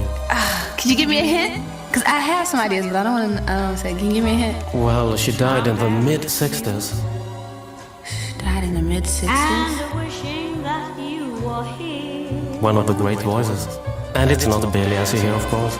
Billie Holiday. No, it's Dinah Washington. Dinah Washington. Oh. That was a toughie. Wow, that was tough.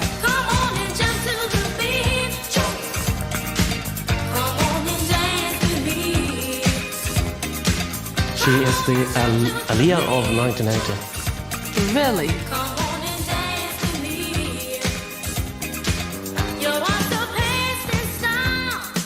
You got 5 more seconds. Oh gosh, give me a hint. Well, she worked with producer Narda Michael Walden. She did a hit duet with Johnny Gill. I know. Stacey Lattisaw.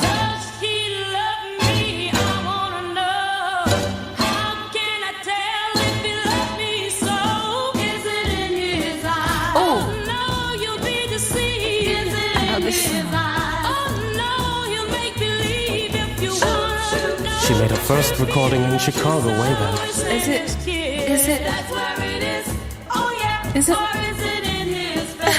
I'm scared to say. Come on, you're not afraid.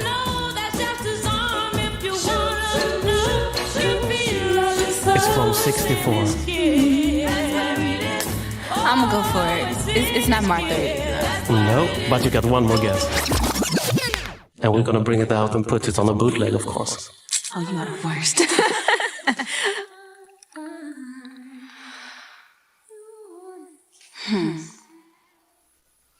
Oh, well, no. Let me see. Put me on the spot. Now I'm all wasting time. Maybe start with something from the Isley catalog, something that you haven't recorded so far. Something I haven't recorded. Between the Sheets or something like that. Okay, I've got one.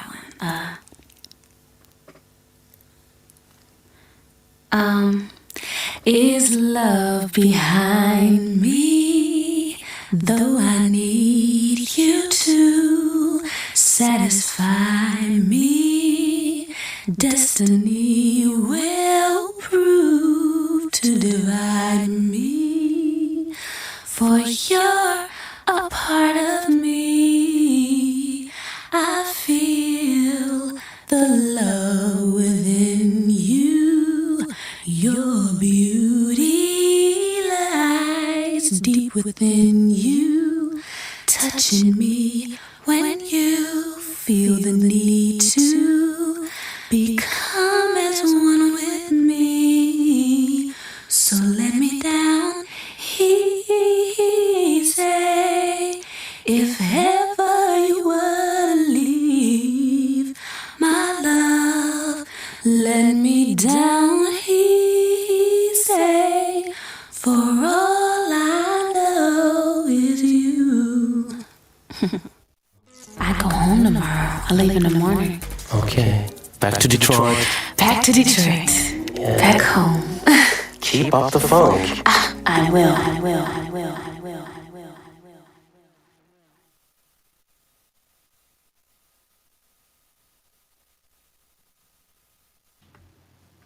So there you have it. I thought Aaliyah was married to Robert. And this was well after she was away from Robert.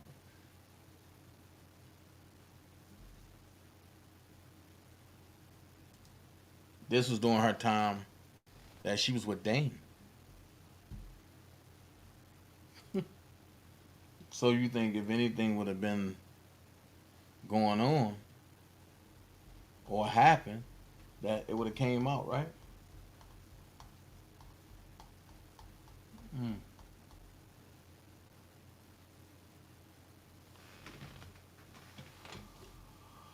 Oh boy, here we go.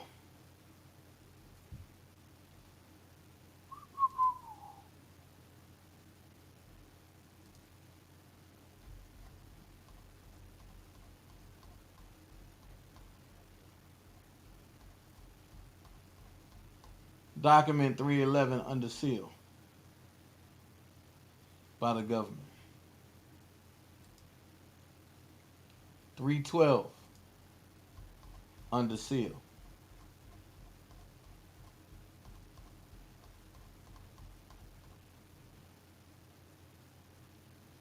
Letter related to sealing as to Roberts of the Kelly Bongine under seal.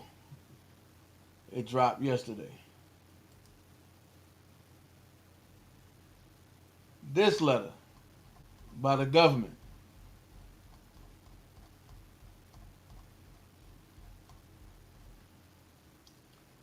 Letter in response to government's letter dated June 17, 2022.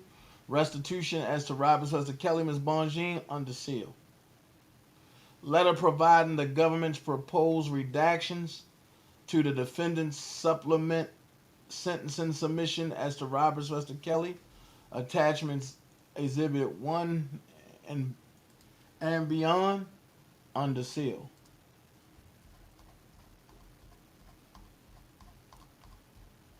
Whew. 315. Memorandum decision and order by no later than 3 p.m. on June 28th.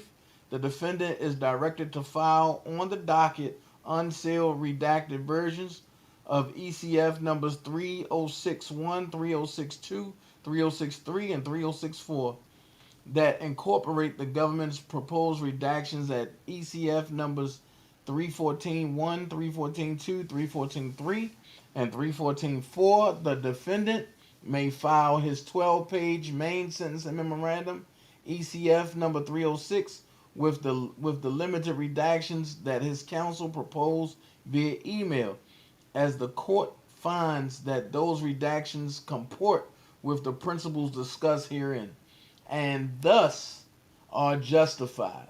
Ordered by Judge Ann M. Donnelly on 6/28/22. So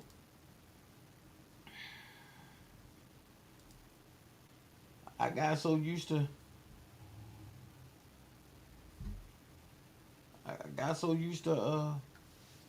hold on, let me get it.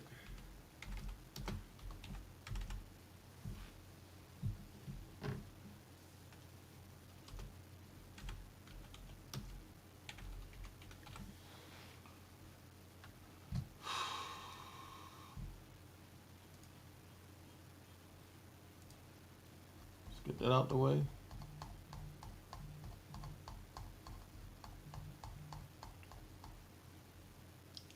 .316 redaction by Roberts vs. Kelly to 315 order 306 sentencing memorandum. Let's see.